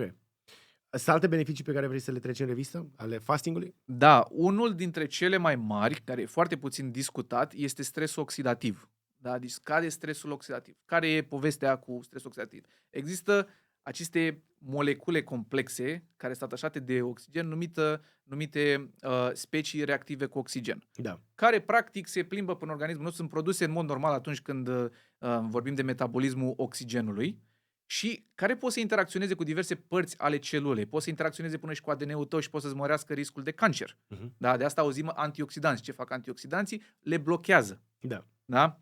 Momentul în care tu ai o inflamație puternică în corp, ai o boală cronică, nivelul ăsta de stres oxidativ poate să crească destul de mult. Ce s-a descoperit cu intermittent fasting? Și asta pe foarte multe date, dar e foarte rar discutat, scade nivelul de stres oxidativ cu între 13 și 37%. Da? Ok. E semnificativ. Deci scade cu 37% până la 37% stres oxidativ în momentul în care faci fasting. 8 Depinde cu 16. Da, 8 cu 16. Deci un eating window care e mai scurt de 24 de ore. Vorbim aici 4 ore de mâncat, 6 ore de mâncat, 8 ore de mâncat. Vedem asociate cu un eating window mai scurt de 12 ore. Da, ok. Mai scurt de 12 ore, ok. Da. Adică orice sub... Care ar fi tot... Ok, deci scade stresul oxidativ, e un alt beneficiu de care am vorbit. Există o fereastră de mâncat ideală sau trebuie doar să ne raportăm la cum ne simțim, cum e programul? Eu cred că e o chestie foarte individuală. Pot să spun din recomandările mele, nu numai din literatură, pentru că lucrez și cu oameni de o groază de timp. Eu pot să spun că cei care au probleme de obezitate și vin cu niște eating disorder-uri, cel mai bine e să înceapă cu un 12 cu 12. Da. Da, deci tu dacă nu ai o structură alimentară și... Dai, să zicem că nu ai o problemă, adică asta într-adevăr e poate o nișă mare, dar dacă vorbim despre un adult sănătos, let's say de 40 de ani, care nu are boli asociate... 8 cu 16 cea mai bună. 8 cu 16 cea mai bună. Da, eu asta aș recomanda cel mai des. Exact cum am spus, de la ora 12, să zicem că mănânci pe la prânz, ai prima masă, majoritatea oamenilor au hai să zicem de prânz. Un început oricând de la 10 până la 12 și terminul undeva între 6 și 8. 6 și 8. E ideal, mai ales dacă te culci pe la 10-11. Cu condiția să ai măcar 3 ore de la ultima masă. Exact. Și ultima masă să nu fie rupere. Exact. Ok. Asta ar fi o recomandare foarte bună. Și uite, încă o chestie care e foarte recent asociată cu intermittent fasting-ul, e o îmbunătățire a microbiomului. E super. Serios? E pe bune. Deci, Culmea, deci am găsit chiar într-un studiu care discuta asta, oamenii de știință specificau în felul următor. Intermittent fasting-ul pentru microbiom este echivalentul exercițiului fizic pentru musculatură. Culmea, sunt anumite bacterii care cresc în momentul în care faci intermittent fasting, se mulțesc și au efect protectiv. Și în momentul în care ne uităm la ce specii se mulțesc acolo, culmea par să fie alea bune. Ok. E o ramură a intermittent fasting-ului care acum începe să fie studiată mai atent, dar asta e ceva notabil. Am văzut un podcast al lui Huberman, cred, pe care cred că l-ai văzut și tu. A fost o discuție legată de faptul că în timpul fastingului intermitent, unele bacterii e posibil să înceapă să mănânce pentru că ele nu mănâncă, da? Deci ție ți-e foame și bacteriilor tale ți-e foame, le e foame. Ele încep să mănânce din mucoasa ta intestinală. Cred că trebuie să te duci la un fasting foarte prelungit. Ok, fasting foarte prelungit. Nu cred că asta se aplică la intermittent fasting. Cred că aici e doar benefic. Adică gândește-te că ar putea să consume dintre cele care nu funcționează bine, exact sistem de autofagie. Ok. Da, un fel de autocurățare, da. E o autocurățare și dacă stai să te gândești constant când îți bombardezi sistemul, și ficatul, și microflora intestinală cu mâncare abundentă și în general procesată, niciodată nu iese cu un beneficiu. Nici pentru microfloră, nici pentru ficat. Da. Asta e interesant. Deci, practic, cumva e o odihnă și un reset și pentru microbiomul tău și un avantaj. Da, de acolo vine un mare avantaj. Și a mai ieșit chiar anul ăsta, 2024, a ieșit un studiu care se uită la inflamații și o meta-analiză și review sistematic. Cred că ți l-am trimis zilele trecute. Deci ce au descoperit e un efect moderat, dar când vorbim de o meta-analiză și de un review sistematic, s-au uitat la multe studii umane. Da? Și ce au descoperit e că cei care fac intermittent fasting, în general, au un nivel mai scăzut de tumor necrosis factor alpha. TNF-alpha, da. TNF-alpha. Da? Ce e ăsta? Ăsta e o citochină care, ca să înțeleagă oamenii ce e o proteină cu rol în semnalizarea pentru probleme imunitare în general. Deci dacă e o boală cronică undeva, în general ne așteptăm ca TNF-alpha să fie ridicat. Ce au observat că în intermittent fasting practicanții au un nivel mai scăzut. E cumva putem să-l numim în cazul de față un marker inflamator. Corect. Adică cu cât e mai mare, cu atât înseamnă că ai mai multă inflamație ai mai multă inflamație în corp. Și practic, și logic, cumva nu mănânci, autofagia se activează, mănâncă din chestii din tine, n-ai insulină, n-ai un surplus caloric, cumva îmi place că descoperirile astea, practic, e nevoie de ele sau cercetările astea e nevoie de ele pentru că vin să confirme niște ipoteze reale, dar ipoteze care trebuie confirmate prin studii, știi? De multe ori se întâmplă să ai ipoteze care se infirmă în studii, dar aici ele se confirmă. Pot să existe anecdote care sunt relevante, dar cred că trăim într-o eră în care putem să ne folosim de unealta asta numită știință, să ne uităm la date, să vedem cum se aplică la alți oameni, să lăsăm experții să spună cuvântul, să ne tragem concluziile la final, să le aplicăm în viața noastră de zi cu zi. Ok, de acord. Cred că asta e cea mai valoroasă abordare. Da, și să ne uităm și la o babă de cunoaștere, unde rezumăm toate lucrurile astea și venim cu niște Bineînțeles. Zi-mi dacă vrei să mai enumeri din beneficii. Deci am vorbit despre slăbit, rezistență la insulină, am vorbit despre presiunea sângelui, am vorbit despre risc scăzut de diabet, despre asta nu am vorbit, dar e logic din moment ce scade rezistența la insulină. Stres oxidativ. Stres oxidativ, ficat gras, așa. Și acest TNF-alpha care e un factor... TNF-alpha care e iar foarte important și cred că ar mai fi important de menționat la chestii cardiovasculare că nu pare să influențeze LDL-ul, HDL-ul. Deci intermittent fasting-ul nu pare că are un efect aici. Okay. Eram foarte curios de chestia asta și am petrecut câteva ore bune încercând să găsesc măcar un studiu, dar nu e o chestie semnificativă. Adică nu te ajută neapărat să... Probabil că dacă este singura ta intervenție în a scădea colesterolul rău sau a-ți îmbunătăți raportul între colesterol, LDL, HDL, deci practic să-ți îmbunătățești profilul de colesterol, probabil că nu te ajută, dar știi cum? Mă gândesc că totuși dacă îl ții corect și mănânci sănătos în cadrul acestui fasting, cu siguranță te ajută. Îți reduce rezistența la insulină, te ajută să slăbești în greutate, asta implicit ar trebui să vină, adică ar trebui Da, să dar vină de la sine și o în îmbunătățire. momentul în care păstrezi alimentația la fel și doar faci intermittent fasting, nu pare să existe un efect semnificativ. Ok, bun. Deci Bine de știut asta. cred că merită menționat. Mhm. Dar cum am spus, văd beneficiu foarte mare pe partea asta de reducerea insulinei. Aici cu adevărat. Iar faptul că scade stresul oxidativ, într-adevăr, s-ar putea să aibă niște implicații destul de benefice când vine vorba de cancer, de oncologie. Ok. Dar s-ar putea să fie în câțiva ani dată ca și terapie pe lângă tratament. Asta e chestie interesantă și asta vreau să zic că deja se fac studii în Franța pe această temă, pentru că tu, să zicem, ai un pacient oncologic, da? Și pacientul oncologic trebuie să primească tratament oncologic, citostatice, de vari tipuri.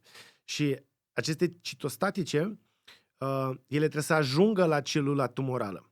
Și s-a observat că atunci când tu înfometezi celula tumorală, adică faci un fasting înainte de chimioterapie, din nou, asta e o chestie doar experimentală, e bine să nu faci asta, să nu experimentezi pe tine dacă ești în situația nefericită. Cu siguranță ia-ți tratamentul cea mai bună. E vorba de fix de tratamentul oncologic cu citostatice. S-a constatat că pe anumite studii care încă se fac, că atunci când pacienții fac fasting, adică fac o oarecare înfometare înainte de administrarea citostaticelor, și tu agăzi de citostatice ceva, niște elemente care seamănă cu zahărul sau ceva ce tumora vrea să mănânce, atunci când tu faci tratamentul citostatic, adică injectezi intravenos acel tratament citostatic, el se absorbe mult mai bine în tumoră. Adică tumora, tu practic înfometezi corpul, dar înfometezi și tumora și tumora mănâncă acel citostatic mult mai bine decât dacă pacientul vine mâncat, de exemplu. Din nou, sunt studii experimentale interesante. Da, e o ramură care acum începe să ia amploare și cred că e ceva de urmărit pe termen îndelungat. Da. Zi-mi, te rog, fii atent. Am terminat, nu, cu beneficiile? Da, astea cred că sunt în mare, cred că am acoperit cam toate unghiurile, în momentul de față cel puțin. Cine ar trebui să facă intermittent fasting și cine ar trebui să-l evite? Deci, fereastra în care tu faci asta ține total de stilul tău de viață. Da? Consider că toată lumea poate să încerce un 12 cu 12. Spui în cap, mănânc ultima masă la ora 8, mănânc prima masă la ora 8 dimineața. Da? Nu e greu de ținut, toată lumea poate să facă asta, lasă-ți 3 ore înainte să te culci. După care, vorbim de persoanele care vor, să zicem, o recompoziție, simt că pot să o facă mai bine. Vorbim aici de oameni care poate au puțină grăsime în plus, dar nu e ceva grav, ceva extrem. Da? Vorbim aici puțin supraponderal sau poate chiar normal. Aici putem să vorbim deja de un 14 cu un 10, vorbim de un 16 cu 8, m-aș duce la un maxim de 6 cu 14. 6 cu 16. 6 cu 16, ok. Da, cam pe acolo m-aș opri, pentru că atunci când vorbim de 4... Stai, de fapt 6 cu 18. Da, 6 cu 18. Deci... Am niște filmețe în care fac niște calcule și care se pusteze și toată lumea, adică, mă rog, trebuie să nu ne mai repustăm, în care, fac niște calcule și lumea, câte unul se prinde. Deci stai un pic că ziua ta are 28 de ore sau... Da, în fine, deci... Trebuie să ajungă la 24. Da, 6 cu 18. Deci ai versiuni de mâncat de 12 ore, 10, 8, 6, 4. Mai safe așa, ok. Cel mai safe. 4 e ok? 4 cu 20? Atâta timp că tu, să zicem, poți să mănânci măcar 2 mese. Da, și tu ai un necesar caloric scăzut. Imaginează-ți o fată, da, să zicem, e mai scunduță, în general o rată metabolică mai mică, o greutate mai mică, atunci e chiar ideal 2 mese. Ok. Înțelegi? Pentru genul ăsta de persoană e chiar ideală. Dacă vorbim de un bărbat care merge la sală și vrea hipertrofie musculară, atunci să-ți lași 4 ore pentru a mânca toată proteina e puțin cam dificil. Da, ok. Și cred că majoritatea oamenilor sănătoși, fără probleme metabolice grave, vorbim aici, hai să zicem și puțin prediabet. La prediabet cred că ar ajuta foarte mult, dar nu ceva diagnosticat. Nu vorbim aici de probleme cardiovasculare în care trebuie să iei tratamentul odată cu masă, la prima masă. Nu vorbim de persoane care au diabet de tip 1 sau 2. Da? Vorbim persoane care sunt sănătoase, toată lumea poate să practice o versiune și cred că vine cu destul de multe beneficii pe care le-am enumerat deja. Cine cred că nu ar trebui să țină, ar trebui să fie odată copiii și adolescenții. Consider că aici avem nevoie de dezvoltare, de creștere. Ne gândim la mTOR. Ai nevoie de un aport constant de nutrienți. Corpul tău crește, se dezvoltă. Să zicem până ajungi pe la o vârstă de vreo 20 de ani, cam așa, 18-20, cam pe acolo, mare parte din dezvoltarea ta s-a întâmplat. Se mai dezvoltă creierul, din punct de vedere al înălțimii ai rămas acolo și cam de atunci începe să mai încetinească dezvoltarea și după asta să scadă când vorbim 27 de ani și după. Da? Vorbim, când începem să ne apropiem de vârsta asta de 30 de ani, ar trebui să luăm în considerare serios un protocol de intermittent fasting. Da? Ok, bun. Dar când ne ducem pe extrema cealaltă, să zicem că ajungem la un 70-80 de ani, aici devine problema că dacă tu ții un fasting mult prea mare, începi să ai carențe proteice. Vorbim aici de potențial de malnutriție. Da? Nici aici nu mai e recomandat. Corect. Și aici, în general, iei multe medicamente. Așa e, da. Și ai nevoie de alimentație când iei medicamente. Ok. Deci nu ne ducem în extreme, adică să zic seniorii sau adolescenții și copiii, ar fi bine. Pe la ce vârstă crezi că poți să întrebi, pe la ce vârstă crezi că poți să începi un fasting? Din nou, ca să fie clar. Adică la ce vârstă? Aș zice că la un 18 ani. La un 18 ani. Da, okay. da, și e cel mai sigur. Mi se pare că totuși ar trebui să menționăm că sunt cercetări care arată că hormonul de creștere, și e important pentru absolut toată lumea, indiferent dacă ești culturist, nu ești culturist, că ești copil, că ești adolescent, hormonul de creștere care te ajută să faci fix asta, să crești, să te repari, îți repară țesuturile, e important pentru oricine. Și hormonul ăsta de creștere, el începe să scadă, cum scad foarte multe funcții odată cu înaintarea în vârstă. După 40 de ani, secreția lui începe să scadă. Dar este cu atât mai important pentru tineri, pentru adolescenți și pentru oameni care fac sport și care vor să aibă rezultate mai bune. Și pe multe cercetări se pare că acest hormon, secreția lui este suprimată atunci când te culci cu burta plină. Da, și în unele studii pare că intermittent fasting-ul crește puțin nivelul de hormon de creștere. Da, dar nu e suficient, aș spune. Ok, dar mi se pare esențial că chiar dacă nu faci intermittent fasting, chiar dacă ești adolescent sau copil, regula cu a nu mânca înainte de a te culca, mi se pare că se aplică la toată lumea. Da, cu siguranță. Și atunci, dacă tu, de exemplu, ai 14 ani, mă întreabă foarte des, inclusiv adolescenți, mă întreabă dacă poate să facă fasting. Și cred că primul lucru care trebuie să începi este să te asiguri fix că nu mănânci cu 3 ore înainte sau masa ta să fie cu cel puțin 3 ore înainte de a te culca. Și atunci ai o masă, ai 3 ore pauză și te culci și cred că începi să faci un fasting inclusiv... Să zic o chestie off the records, poate nu o pui, sau o pui, dar când ești tânăr, corpul tău e atât de rezistent la orice, că nu-mi dau seama dacă cu adevărat ar avea un impact foarte mare dacă mănânci înainte să te culci. Adică pe bune, ești efectiv într-un sistem din ăsta incredibil, parcă ești pe steroizi. Deci mi-aduc aminte când eu eram la 20 de ani, Doamne, deci câte nopți pierdeam învățând, așa, 4 nopți la rând. Și puteam să mă trezesc după o oră de somn. Și mă duceam la examen și îl și luam.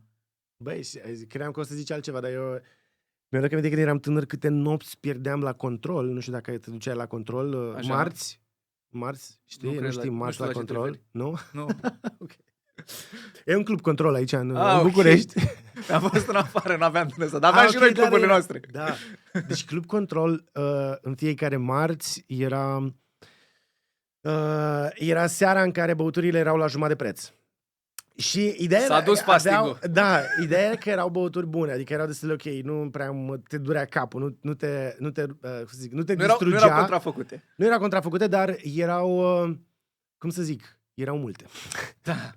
Și da, într-adevăr. Deci am avut și eu această experiență. E incredibil că până la 27 de ani, într-adevăr, puteam să merg în club control, să stau până la miezul nopții, să dorm, nu știu, 3-4 ore și, cum zic, după 3-4 ore nu pot să zic că mă chinuiam. Mai mergea o noapte.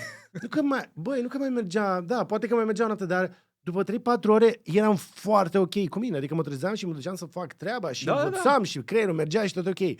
Acum, dacă nu dormi 8 ore... Nu că dacă nu dorm 8 ore, dacă în loc să mă culc la 10, mă culc la 11:30 și dorm o jumătate de oră în plus dimineața de față de ora la care... Da, simt că, băi, stai, că ceva nu e ok. Eu am 29 de ani, mă duc spre 30 și deja pot să spun că somnul cam trebuie prioritizat, adică nu mai e același sistem ca atunci când eram la 20 de ani. Dar știi, am avut un eveniment acum fix, acum câteva zile față de când înregistrăm podcastul ăsta, am avut primul eveniment Bun Bine, unde am vorbit, tema principală a fost somnul. Și mă rog, evenimentul e un fel de brunch și avem prima conferință ai o conferință, după care un brunch, a doua conferință. Și am vorbit despre somn în prima conferință, în a doua conferință despre vise. Și ideea de bază a fost, și asta am transmis în acest eveniment, este că somnul trebuie efectiv suplimentat odată cu vârsta. Adică toate funcțiile noastre corporale încep să scadă. Mușchii nu se mai fac, intri în sarcopenie după 40 de ani dacă nu exersezi și ce faci? Te duci la sală și faci sală. Proteina trebuie suplimentată. Iei shake proteic. Culmea că ar trebui să te antrenezi mai tare pe măsură ce îmbătrânești. Surprinzător, deci proteina îți trebuie mai puțină, să te antrenezi mai puțin când ești mai tânăr și noi facem lucrurile exact invers. Da. Și după aia trebuie mai multă proteină. Exact. La somn, fie absolut același lucru. Creierul tău, paranteză la acest podcast despre fasting, dar legat de somn, creierul tău, ca să se regenereze și cel mai sănătos somn, este faza REM a somnului. Da. Și creierul tău începe să genereze din ce în ce mai puțin somn REM odată cu trecerea anilor. Deci e posibil că acum, 10 ani să poți să înveți să pierzi o noapte întreagă, să te culci și după aia să recuperezi somn REM, acum o să faci din ce în ce mai puțin somn REM și chiar trebuie să începi să suplimentezi somnul. Adică să ai grijă la ce te uiți înainte de somn, cum ții luminile înainte de somn, când te antrenezi, cum mănânci, ce mănânci, știi? Să fii atent la chestia asta. Da, deci dacă te duci pe latura asta de 60, 70, 80 de ani, aici necesarul tău de somn începe să scadă, pentru că metabolic tu scazi foarte mult. Și atunci sunt în grupa asta de persoane, știi că se trezesc odată cu găinile. Da, corect. Se și culcă de vreme, dar într-adevăr necesarul de somn începe să scadă. Da. Totuși, oamenii care n-au grijă de somn ajung la vârsta asta să nu mai doarmă suficient, să nu doarmă cât ce ar dori să doarmă. Și e interesant că odată cu scăderea capacității creierului de a genera somn REM, se observă, e doar o asociație sau o asociere între factori. Deci ai scăderea somnului REM odată cu înaintarea în vârstă și ai o apariție bruscă a riscului de a face Alzheimer după 65 de ani. Da. Și se pare că toate astea amândouă sunt asociate. Și cumva, cu cât ai mai mult somn REM, cu atât riscul tău de a face Alzheimer, declin cognitiv, e mai mic. Da, absolut. Da. Absolut. E fascinantă și zona asta de geriatrie, cum se dezvoltă organismul la vârsta înaintată, dar la bază, asta e fix populația la care nu recomand intermittent fasting și mai e o populație la care nu recomand femeile gravide. Consider că odată nu avem date să ne dăm seama. Corect. Și doi la mână pentru că ai un prunc care se naște, îți trebuie un supply constant, logic, de nutrienți. Și atunci nu vorbim aici de o recomandare. Știi cum putem, eu cred că ori de câte ori ne întrebăm înainte de a avea studii, ori de câte ori ne întrebăm dacă ceva e sănătos sau nu, pentru că, din nou, la eveniment m-a întrebat cineva, era o gravidă care m-a întrebat dacă îi recomand dușul rece. Da. Și eu, cumva, recomand dușul rece în primul rând pentru beneficiul lui psihologic. Te întărește psihologic. Faci un duș rece dimineața, e clar că ești mult mai viu, ai mai multă energie, nu mereu, adică, ok, poate uneori nu merită să-ți faci acest disconfort, dar când ai o zi de asta plină și știi că ai nevoie de energie, ți-ai făcut dușul ăla rece și știi că poți să faci orice în ziua respectivă, te duci mult mai cu încredere, ești mult mai viu. Și m-a întrebat o gravidă dacă poate să facă duș rece. Și sfatul pe care i l-am dat e sfat pe care cred că oricine din noi poate să-l ia și să-l aplice. Orice chestie de asta un pic mai extremă sau ciudată, care iese din confortul tău, ai face, întreabă-te în ce context acel lucru ar fi fost benefic în urmă cu 100.000 de ani, da? Omului primitiv, care trăia în peșteră sau în pădure. Și întreabă-te dacă omul acela l-ar face. Și acum gândește-te la intermittent fasting și femei gravide, da? Într-un trib, acum 100.000 de ani, tu dacă ești bărbat vânător sau ești o femeie care nu e gravidă și care face treabă și la un moment dat n-ați mai vânat într-o zi, o să faci foame, da? Da. Și ești adaptat să o faci. Dar dacă tu în tribul ăla ai o femeie gravidă, mai probabil bărbații se duc să găsească mâncare. Ce mai probabil că singura mâncare pe care o să o găsești, singurele resurse pe care o să le mai ai, o să le dai acelei femei gravide, pentru că 100%. Tu ai instinctul de a o apăra, adică și animalele au instinctul de a-și apăra. Femeile și copiii. Da, exact. Și atunci e foarte probabil ca femeia gravidă să n-aibă mecanisme care să-i aducă beneficii în a face fasting, pentru că probabil că de-a lungul timpului ea nu a făcut fasting. Și mai e o chestie evolutivă, că în general mamele când sunt gravide, dacă sunt deprivate de anumiți nutrienți, dacă apar anumite boli, în general Copilul moare pentru că ea poate în continuare să dea naștere altuia. Da. Evolutiv și asta e conservat. Știu, Mhm. la antropologie lucrul ăsta. Da, ok, că se ia de la copil și nu de la ea ca ea să facă mai departe. Exact. Ok. Deci da, ori de câte ori există vreo întrebare la care nu avem răspuns, trebuie să ne gândim dacă pe vremuri, acum sute de mii de ani, în pădure, în peșteră, în trib, ar fi natural să faci asta. Și da, deci nu e natural să faci intermittent fasting Adică când ești însărcinat. Oamenii au impresia că noi trăim în era asta modernă, înconjurat de pereți și de camere și de toate cele de când lumea și pământul. Da, Dar e o foarte perioadă scurt. foarte scurtă. Dacă vezi toată perioada de când a apărut Homo sapiens și până în prezent, Da, e foarte, nu, foarte adică puțin. dacă ai face un timeline de genul ăsta, dacă Suntem poate la 1% sau 2%? nici măcar, nu cred că nici măcar. Cred că Homo sapiens există, dacă nu mă înșel, de 200.000 de ani Cam așa. și noi suntem în confort de cât? Poate de 10.000 de ani, cred că mai puțin, de 10.000 de ani, nu, cred că mai puțin de 10.000. Cred că, adică de când au apărut orașele și, să zic, așezări umane și... Poți să spui, adică- agricultura a fost începutul.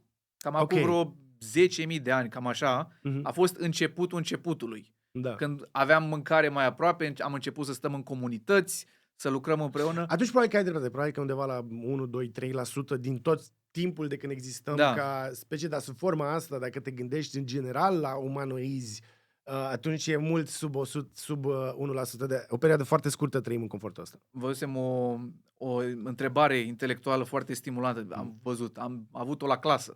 În Marea Britanie, discutam chestia asta, acum cât timp puteai să te întorci și să iei un bebeluș, să-l aduci în zilele noastre, să nu simtă niciun fel de diferență, să crească efectiv ca un om normal, să nu aibă niciun fel de treabă. Și aparent e în jur de 80.000 de ani.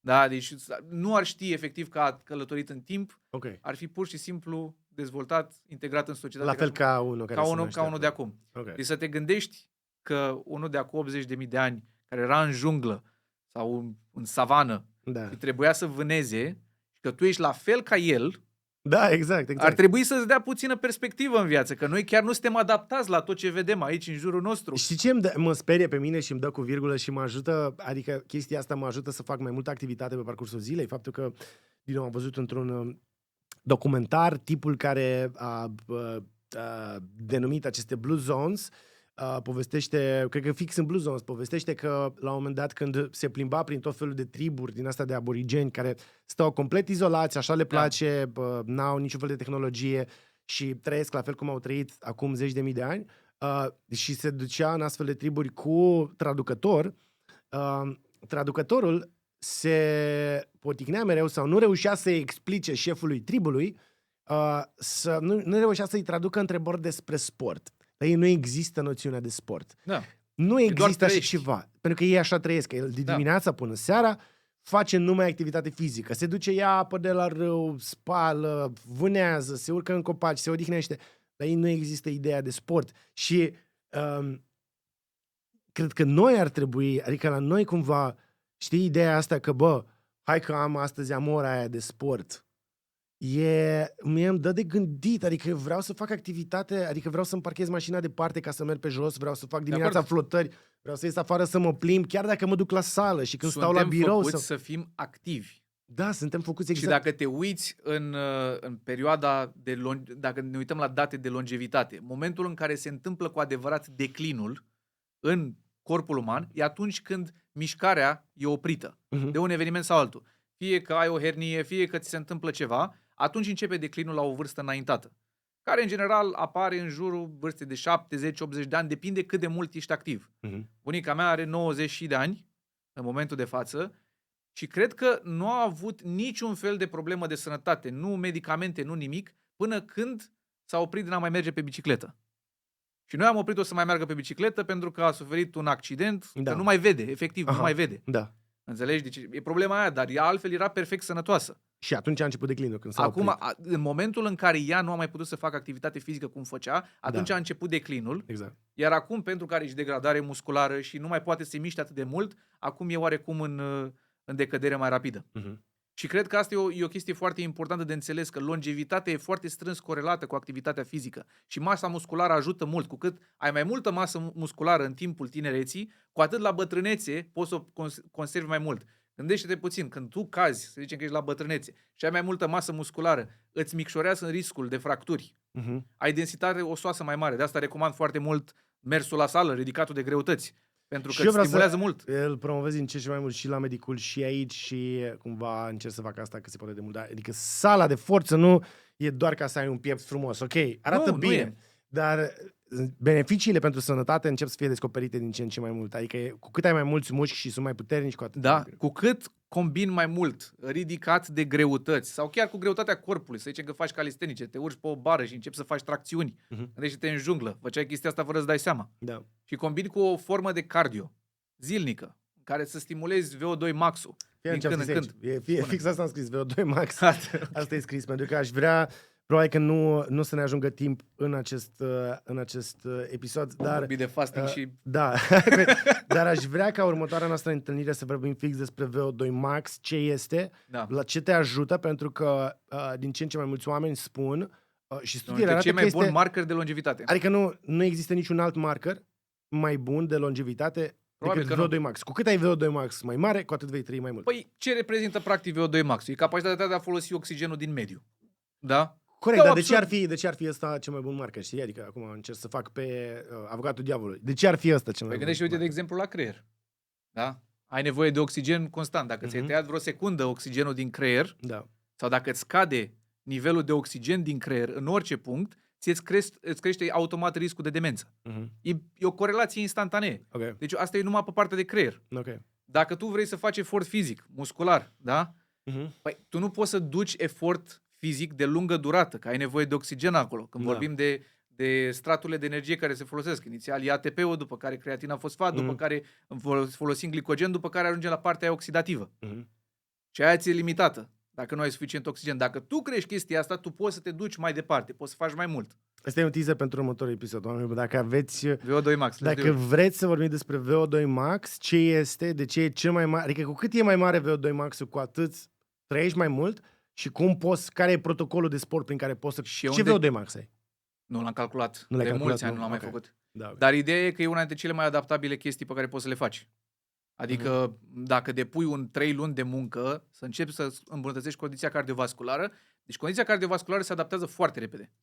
E mult mai rapidă decât masa musculară. Avem impresia că masa musculară, da, de acord, e importantă, principal pentru că e o stocare de proteină și ai nevoie de asta, că e esențială, da? Dar când vine vorba de condiția cardiovasculară, asta se îmbunătățește foarte repede. Foarte, foarte repede.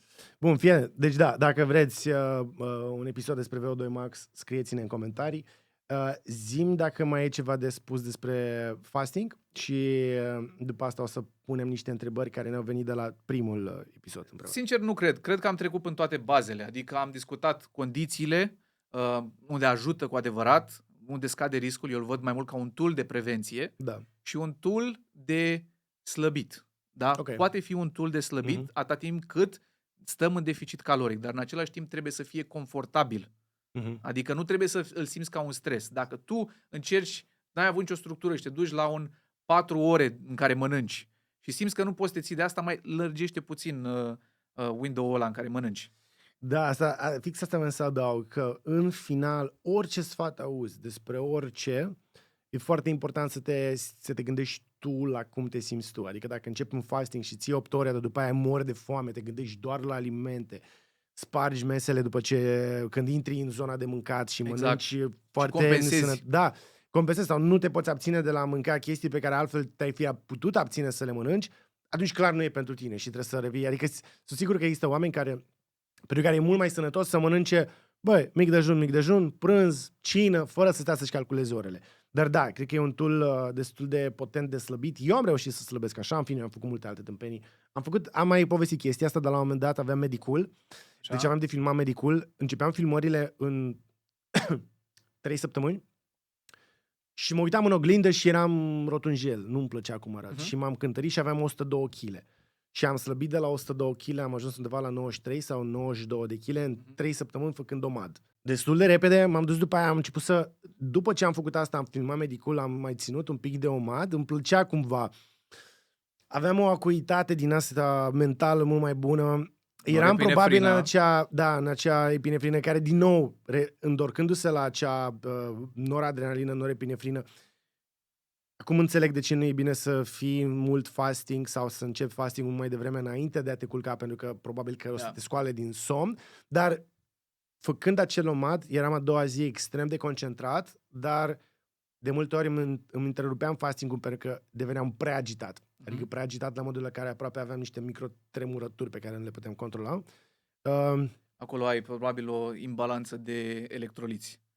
Cel mai probabil. Beam apă minerală. Beam apă minerală. Nu vorbim de apă minerală. Vorbim aici, ar trebui să suplimentezi cu niște electroliți de sodiu, calciu, potasiu, magneziu. Beam apă, beam apă minerală îmbuteliată în sticlă. Am mai zis de ei, le-am mai făcut, zic, nu reclamă, e o recomandare gratuită. Se cheamă naturalim.ro, deci efectiv recomandat toată lumea. Naturalim.ro este un tip și e cândva business-ul unui tip care a început asta și acum are un al doilea angajat. Îți cumperi întâi sticle de sticlă cu apă minerală, el ți le aduce acasă, cumperi câte vrei. Eu, de exemplu, cumpăr câte 32, le pun în șifonier, le pun în frigider, după ce le beau, fac a doua comandă și el vine, ia sticlele goale și ți le aduce pe alea umplute. Și după ce ți-ai cumpărat sticlele goale deja, adică le-ai achitat odată, după aia plătești doar sticla doar apa. Și costă undeva la 2 lei jumate sticla de 1 litru reumplută.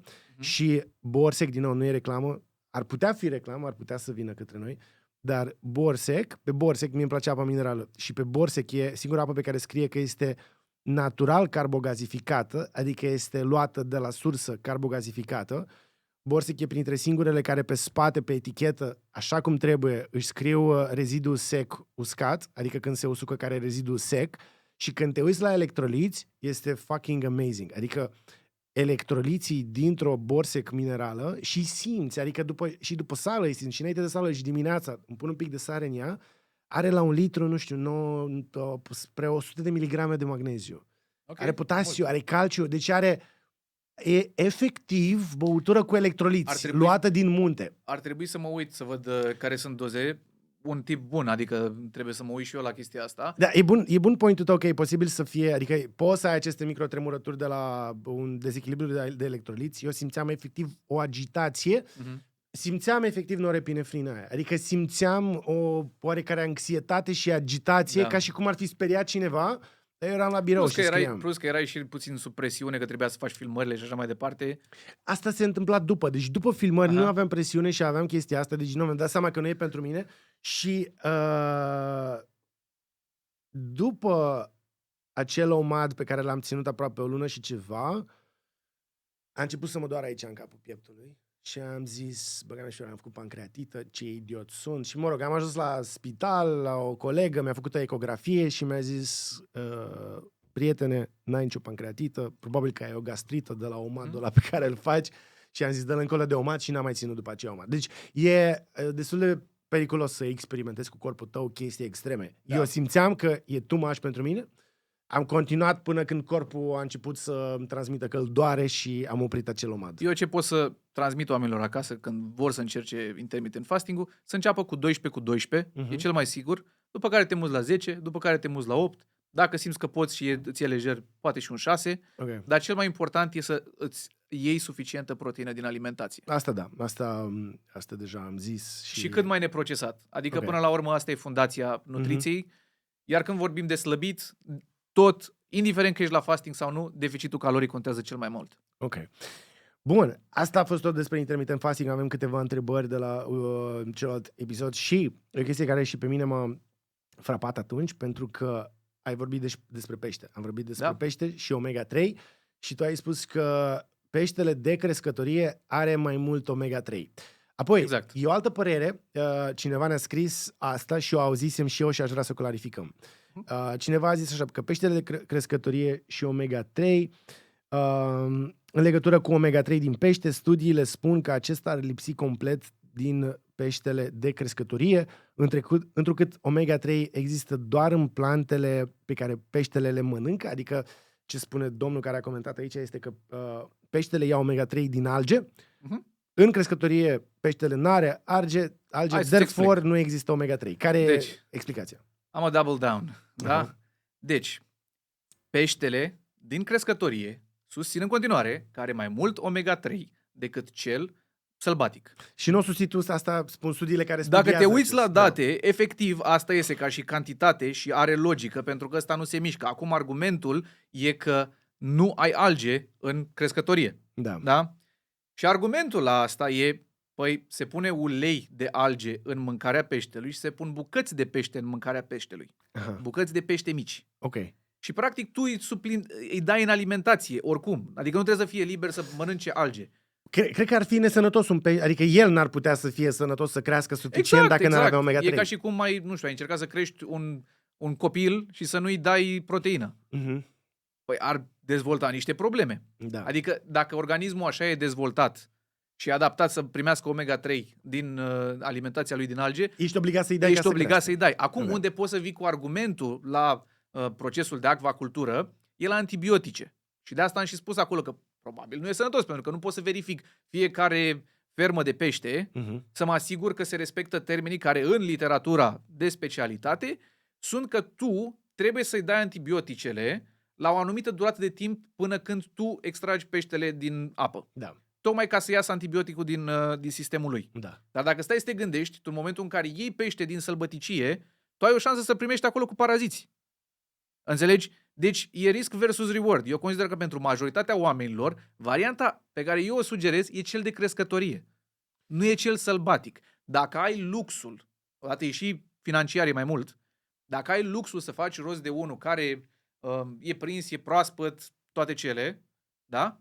Sigur, consumă-l. Dar dacă costul e o problemă pentru tine și tot vrei să consumi un pește gras, consider că varianta din crescătorie e mai bună. Și mai era oamenii mai întreabă des despre mercurul din pește și într-adevăr peștere sălbatic de ocean, trebuie să înțelegem cu cât este mai mare, cu atât are mai mult mercur. Corect. De exemplu, tonul mănâncă alți pești mai micuți, care mănâncă alți pești mai micuți și atunci se acumulează, mercurul se acumulează în pește, nu iese afară.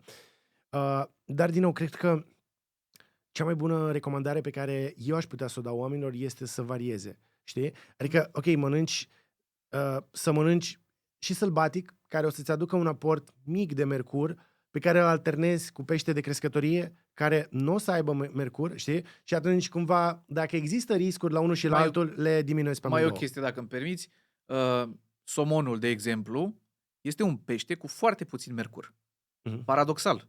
Da? Deci dacă ne uităm la graficele care pește are mai puțin mercur, sunt culmea, ăștia care sunt promovați, gen somon, herring, macro, sardine. Ăștia sunt mici, da? Ăștia Ăștia sunt- sunt mici. Peștii da. mici au puțin mercur. Și ce, culmea, am aflat la Medicul acum de curând și o să se difuzeze, cred că, în prima jumătate a anului. Am vorbit cu un medic toxicolog și am aflat că, de fapt, creveții au foarte puțin mercur. Which is, Da, adică da. e atât de tare. Eu cred că creveții au mercur și e atât de tare Și că o proteină au foarte puțin. gustoasă, foarte slabă. Yes! Creveții sunt bombă. Ok.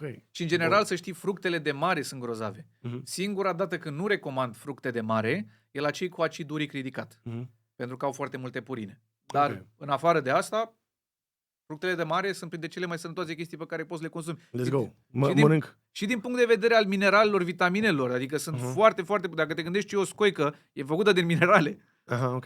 Înțelegi? Da. Acum, nu toată lumea le tolerează, Da. dar eu cred că măcar pește s-ar merita să consumăm. Sau dacă sunteți vegani, vegetariani, puteți să luați ulei din alge. Corect. Dar se pare că atunci când compari uleiul de pește cu grăsimea de pește luată din pește, peștele în sinea lui vine și cu alte beneficii care sunt cardioprotective. Mhm. Deci Ok. nu e doar că iei uleiul, că Ok. nu ai aceleași beneficii doar din suplimentație. Bun, fie, altă întrebare. Ce părere are Andu despre soia ca înlocuitor pentru proteină pentru femei? Unii spun că nu e bună. Deci, în specific pentru femei, consider că e foarte bună. Deci, de unde provine? De unde e rădăcina? De la fitoestrogeni, care sunt niște compuși chimici care se găsesc în plante, care au o oarecare similaritate cu estrogenul uman. Dar afinitatea pentru receptorii de estrogeni e cam de sub 7%. Adică ție trebuie o cantitate destul de mare ca să influențezi. Și dacă faci chestia asta, gândește-te la femeile la menopauză, Da. care consumă puțin estrogen, fitoestrogen și produc mult mai puțin sau aproape deloc. Da. Da? Da. În cazul lor vine cu adevărate beneficii să consumi multă soia. Eu nu sunt împotriva soiei. Ok. Sunt poate puțin la unele cazuri la bărbați. Da? Pentru că aici interferează cu anumiți hormoni masculini. Dar în general, e destul de bine tolerată și la bărbați. Adică la un moment dat am făcut un video, trebuie să spun chestia asta, că nu s-a uitat nimeni la el, Ok. dar și am muncit 3 săptămâni la toate Așa. datele, efectiv, ca să mă uit în ce cantități soia e bună și așa mai Da. departe. Adică tu dacă consumi și 2-3 shake-uri pe zi proteice, care sunt super concentrate în fitoestrogen, cu cât ai mai multă proteină, cu atât ai mai mult fitoestrogen, da? Cel mai probabil ești ok ca bărbat. Te gândești la toate statele astea asiatice, unde se consumă tofu și soia în prostie. Da, am legat de fitoestrogeni, am făcut la un moment dat un calcul la Medicul, pentru că era o recomandare din asta băbească, care clar e un mit, de a mânca, mi se pare că mărar pentru a-ți crește sânii, pentru că mărarul conține fitoestrogeni. Și cu toate că fitoestrogenul, exact cum ai zis tu, nu este asimilat de corp, chiar dacă el seamănă cu estrogenul, el nu funcționează ca estrogenul, Da. dar am făcut un calcul presupunându-se că ar acționa ca estrogenul și am calculat care este doza de estrogen doza medie pe care un medic ți-o prescrie la menopauză, de exemplu, Așa. ca substituție hormonală și undeva, nu știu, era un miligram de estrogen. Ca să obții 1 miligram de fitoestrogen, ai avea nevoie de a mânca mărar care e plin de fitoestrogen, ai avea nevoie de 20 de kilograme de mărar. Adică 20 de kilograme de mărar erau echivalente cu 1 gram de fitoestrogen. Știi? Da. A fost un experiment Dar interesant. ca și regulă, dacă vreți mai mulți fitoestrogeni, mergeți pe unde se găsește mai multă proteină vegetală. Ok. O să găsiți mai ușor așa decât mărar. Ok. Adică nu știu cât are mărarul la 100 de grame, dar n-are cum să fie aproape cât soia. Nu știu dacă era mărar sau pătrunjel, dar oricum... Oricare ar fi, n-are cum să fie atât de mult. Ok. Adică n-am niciun fel de date în față să pot să fac comparație, dar logica îmi spune că n-are cum să bată. Ok.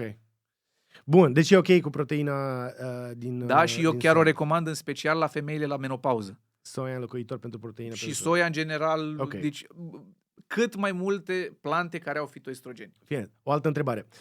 Este posibil ca proteina și creatina să afecteze rinichii? Mai mulți medici spun asta. Din păcate, rușinos. E o întrebare foarte bună, foarte pertinentă și foarte de actualitate. Da? Deci, proteina poate afecta rinichii dacă există probleme renale preexistente. Și potențial amândouă, deși creatina, chit că dă un rezultat negativ fals. Și la ce mă refer prin rezultat negativ fals? Tu în momentul în care suplimentezi cu creatină, ea e metabolizată mai departe și unul dintre metaboliți e creatinina, care este un marker pe care tu îl faci în momentul în care vrei să vezi dacă ai probleme renale. Da? Da. Medicul se uită la rezultatele tale, tu ești, să zicem, un puști la 16 ani. Da. Da? Te duci la medic, ești perfect, sănătos, nu ai nicio altă problemă, că ești tânăr și ești în forță. Așa, dar te trezești cu creatinina ridicată. De unde e asta? Medicul n-ar trebui să zică, iei creatină, iei proteină, gata, oprește-te, ai probleme renale. Da. Ar trebui să te întrebe, iei creatină? Ai creatina puțin ridicată, e ok. Ok. Da? Nu e sfat medical, evident, dacă sunt probleme, investigați mai departe, bla bla bla. Dar, fiind un metabolit, poate să dea rezultatul ăsta fals negativ. Exact. Da? Ce mai e un alt rezultat cu fals negativ este IGF-ul, filtrarea glomerulară, pentru că asta e calculată tot din creatinină. Și atunci îți ies 2 marcări care ies un pic din range în momentul în care tu suplimentezi cu creatină. Nu se întâmplă la toată lumea, dar se întâmplă foarte frecvent.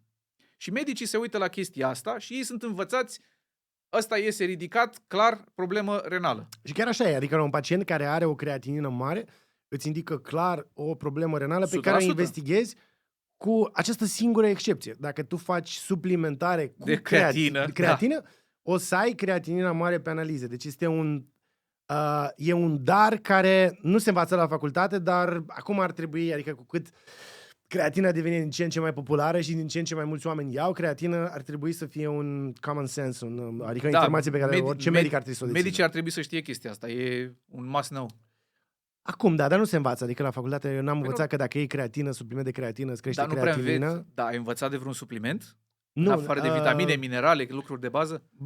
Da, înveți de lucruri de bază care se suplimentează în condiții grave de terapie intensivă, de postoperatorii. Da, exact. Am înțeles. Deci, nu ți afectează proteina și creatina suplimentate. Dacă ești sănătos, nu o să-ți distrugă rinichii. Asta e răspunsul. Da, nu pot să vorbesc despre fiecare caz în parte, dar în mare, așa cum am spus, e un rezultat fals negativ. Ok, bun. Și Ultima întrebare pe care o să o luăm este L-carnitina ajută cu adevărat la ceva sau nu? Eu trebuie să recunosc că mi-a recomandat antrenorul meu de sală Așa. L-carnitină, Toți am recomandă. cumpărat-o, n-am luat-o, are un gust are un miros oribil Așa, da. și n-am luat-o, dar am citit așa fugar că, adică știu că ea de fapt te ajută la arderea acizilor grași în mitocondrii. Nu știu însă dacă suplimentarea ei ajută la arde mai multă grăsime. Îți dau perspectiva mea, m-am uitat la multe date. Singurul lucru care o să te facă să slăbești vreodată este deficitul caloric.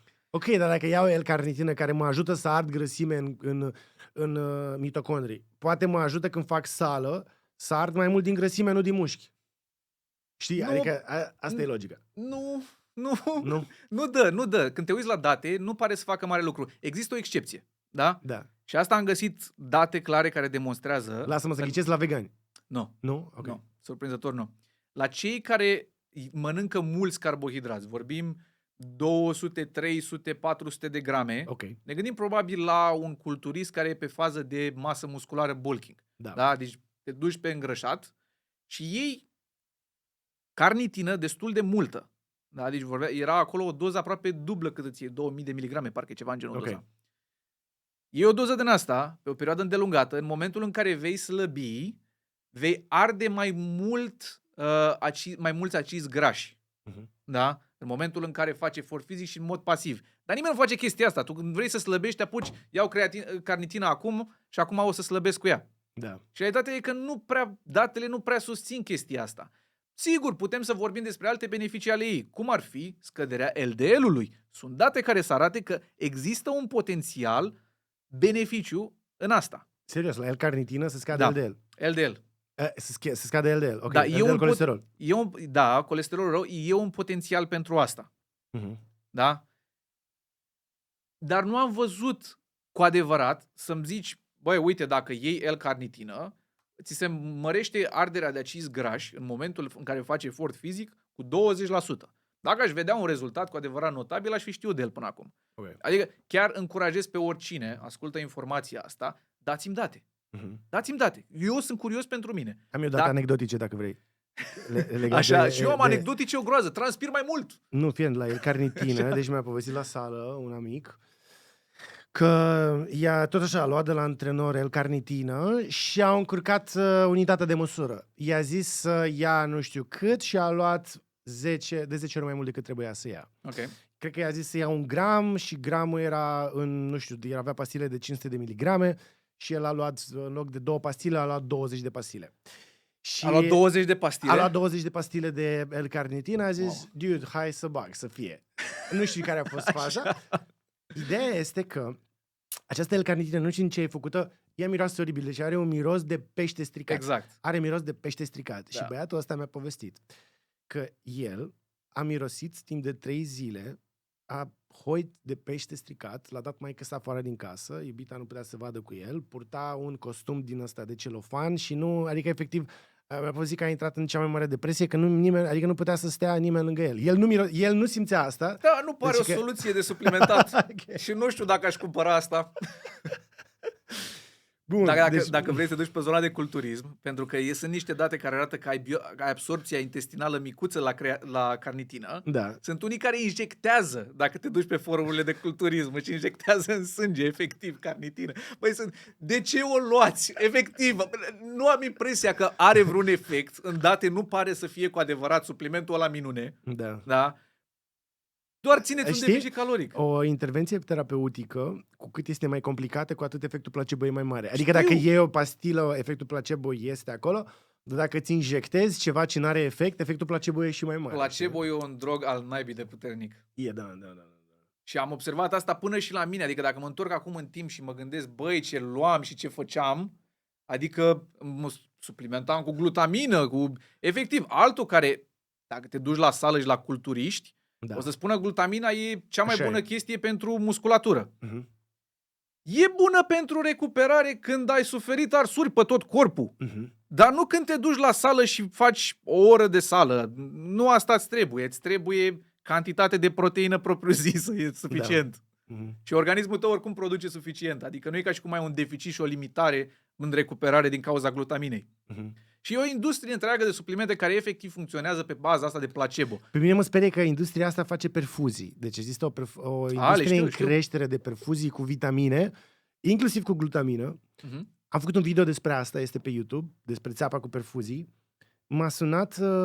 Hai să zic una mai tare. Zi. Vitamine și minerale pentru bărbați și femei. Da, măi, deci ai pentru tot. Și Ce? am făcut un video despre asta. Fix, pachet skin glow, pachet detox, pachet vitamine, minerale bărbați, femei, pachet energie, pachet perfuzie. Am făcut un video fără să dau numele clinicii, dar am folosit imagini de pe site-ul clinicii respective, fără să înțelegi ce clinică este. M-a sunat proprietarul clinicii, un medic distins. Și mi-a zis, doctore, uite, suntem colegi. Nu e frumos ce ai făcut. I-am zis, ok, uite, putem să avem opinii diferite și îmi promit să-mi corectez video, să vin cu un video în care să vă fac o promovare gratuită, în care să dau numele clinicii, dar vă rog, trimiteți-mi studiile care atestă acest lucru. Dânsul mi-a zis, ok, dar să știi că sunt foarte multe cursuri la care am fost, am învățat cursuri, îți trimit diplomele. Zic, nu vreau diplome, dați-mi, vă rog, studii științifice. Mi-a zis, te îngrop în studii științifice, o să vii și o să-ți cer scuze pentru ce ai făcut. Zic, ok, doctore, aștept studiile științifice. Mi-a trimis 2 studii științifice pe care, din păcate, el nici măcar nu le-a citit. Le-a cerut, probabil, de la cursuri, le-au dat, nu le-a citit. Ambele studii științifice spuneau că există o promisiune în suplimentare pe viitor. Din păcate, efectul benefic al glutaminei n-a putut fi demonstrat nici măcar la sportiv. Și i-am zis, domnul doctor, uitați, studiul pe care mi l-ați citit confirmă ce spun eu, că nu există beneficii. Mi-a zis, ok, revin. Până în ziua de astăzi n-a revenit. Și oamenii vând asta. Fac conferințe, congrese cu perfuzii cu vitamine de la sportivi până la bătrâni, până la oameni ocupați, în care singurul beneficiu existent este acela că tu, ca om ocupat care n-ai timp să mănânci sănătos, n-ai timp să faci sală, n-ai timp să dormi cât trebuie, frate, dar ai lucrat și ai făcut bani și meriți și tu să te duci, să te pui pe un pat, să te îngrijească cineva, să vină doctorul să zică, ia să vedem, ce vârstă aveți? Cât dormiți? Ce ați vrea un boost de imunitate? Okay, luați lângă trabucul ăsta și o perfuză acolo să intre și, frumos. Da, Mariana, vezi că doamna prinde aici o venă, are vene frumoase, hai să-i punem perfuzia aia și vă mai dau eu că vă cunosc, vă dau un extra, o fiolă de glutamină în acea perfuzie și tu stai și îți faci efectiv ser fiziologic și alte chestii care nu se știe dacă îți fac rău sau nu, se știe că nu te ajută și pleci de acolo cu un super efect placebo, că zici, m-a văzut un doctor, mi-a pus și extra glutamină și plec tare de aici. Da. Și e o piață care funcționează, care rupe. Dacă stăm puțin să ne gândim, eu, de exemplu, dacă aș vinde suplimente și aș alege să merg pe partea etică versus aia dubioasă în care vitamine și minerale pentru bărbați și femei, da? Nu o să vând la fel de mult. Da. E o chestie foarte ciudată psihologică care se întâmplă în mintea omului, în care vrei o chestie cât mai complexă, să te scarpine așa, exact. cu mâna dreaptă la urechea stângă. Cumva are logică mai mult pentru tine. Da. Dar când te uiți la date, niciuna din astea nu funcționează. Deci n-ai idee cu câți m-am certat la sală, pe net, efectiv care îmi spun, de exemplu, asta cu carnitina, cu glutamina. Și încerc să le explic, nu funcționează, nu fac mare lucru. Dacă te uiți pe date, efectul odată nu e statistic semnificativ. Da? Și hai să zicem că chiar te duci mai departe, nu-ți pasă că e statistic semnificativ, dar să fie o ridicare, un ceva. În mare parte nu există nici măcar aia. Iar în ăla unde sunt mixte. Asta e industria. Da, ok, bun. Ok, am intrat în foarte multe subiecte astăzi. Mă bucur însă că avem un episod în care am punctat tot ce trebuie să punctăm despre intermittent fasting. Cred că mai mult decât trebuia. Da, și da, cine vrea să facă intermittent fasting și să urmeze un anumit protocol de fasting, cred că e important să se uite la acest material care răspunde la multe întrebări. Zi-mi, te rog, oamenii, unde te pot găsi pe tine? Nutriție.ro. Da. E site-ul unde puteți să vă abonați la un mail în momentul de față. Acolo se dezvoltă comunitatea de nutriție pentru cei interesați. Nutriție.ro este un domeniu foarte șmecher. Este. Ce tare, felicitări. Da. Mamă, ce tare. Da, am încercat de vreo 3 ani să-l iau. A fost o poveste și acolo e poveste complicată. Ok. Dar da, nutriție.ro și altfel pe Instagram, pe YouTube, pe TikTok, peste tot Andu Preda. Și ziceai că ai un newsletter? Da, e un newsletter în care săptămânal, Cum abonezi? Pe nutriție.ro? intri pe nutriție.ro, e pe prima pagină, acolo spui mail-ul. Ok. Și săptămânal fac o revizuire a studiilor care apar pe nutriție și îți trimit topicuri cât mai relevante pentru tine. Ok. Deci te învăț efectiv nutriție, cum să ajungi la scopul tău, nu te costă absolut nimic, no problem. Ok, perfect. Da? Și cu timpul sper să dezvolt o comunitate frumoasă de oameni care sunt interesați nu de glutamină pentru culturism. Ok. Da? Super. Bun, păi Andu, mulțumesc foarte mult din nou că ți-ai făcut timp și că am Mulțumesc și eu pentru invitație. acoperit atâtea subiecte. Dacă aveți întrebări sau propuneri pentru alte, să zic, teme pe care să le abordăm cu Andu în viitoarele episoade, lăsați-ne asta jos în comentarii. Dacă aveți întrebări, jos în comentarii. Dacă aveți alte propuneri, dacă vreți, nu știu, să ne vedem în acest podcast cu alți invitați, scrieți-le jos în comentarii. Ce pot să vă spun eu este că și noi avem un newsletter pe care o să-l găsiți în descrierea acestui material. Este un newsletter săptămânal, se cheamă, cred că se cheamă drmihail.substack.com și e un newsletter pe care îl trimitem în fiecare sâmbătă, unde aveți o recomandare de carte, o recomandare de podcast, o recomandare de material și un gând de la mine și ce urmează.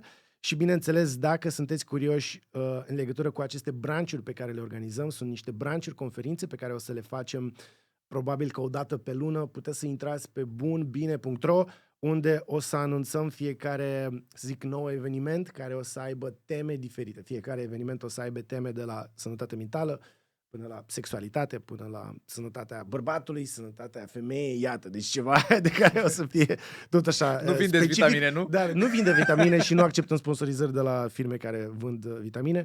Dar da, dacă sunteți curioși în legătură cu aceste evenimente pe care le organizăm în viitor apropiat, intrați pe bunbine.ro, abonați-vă la newsletterul nostru, la newsletterul lui Andu și ne vedem cât se poate de curând, probabil în această serie pe care o facem împreună cu Andu. Andu, mersi Mi-ar mult. face plăcere. Mersi și eu. Oameni buni, ceau! La revedere!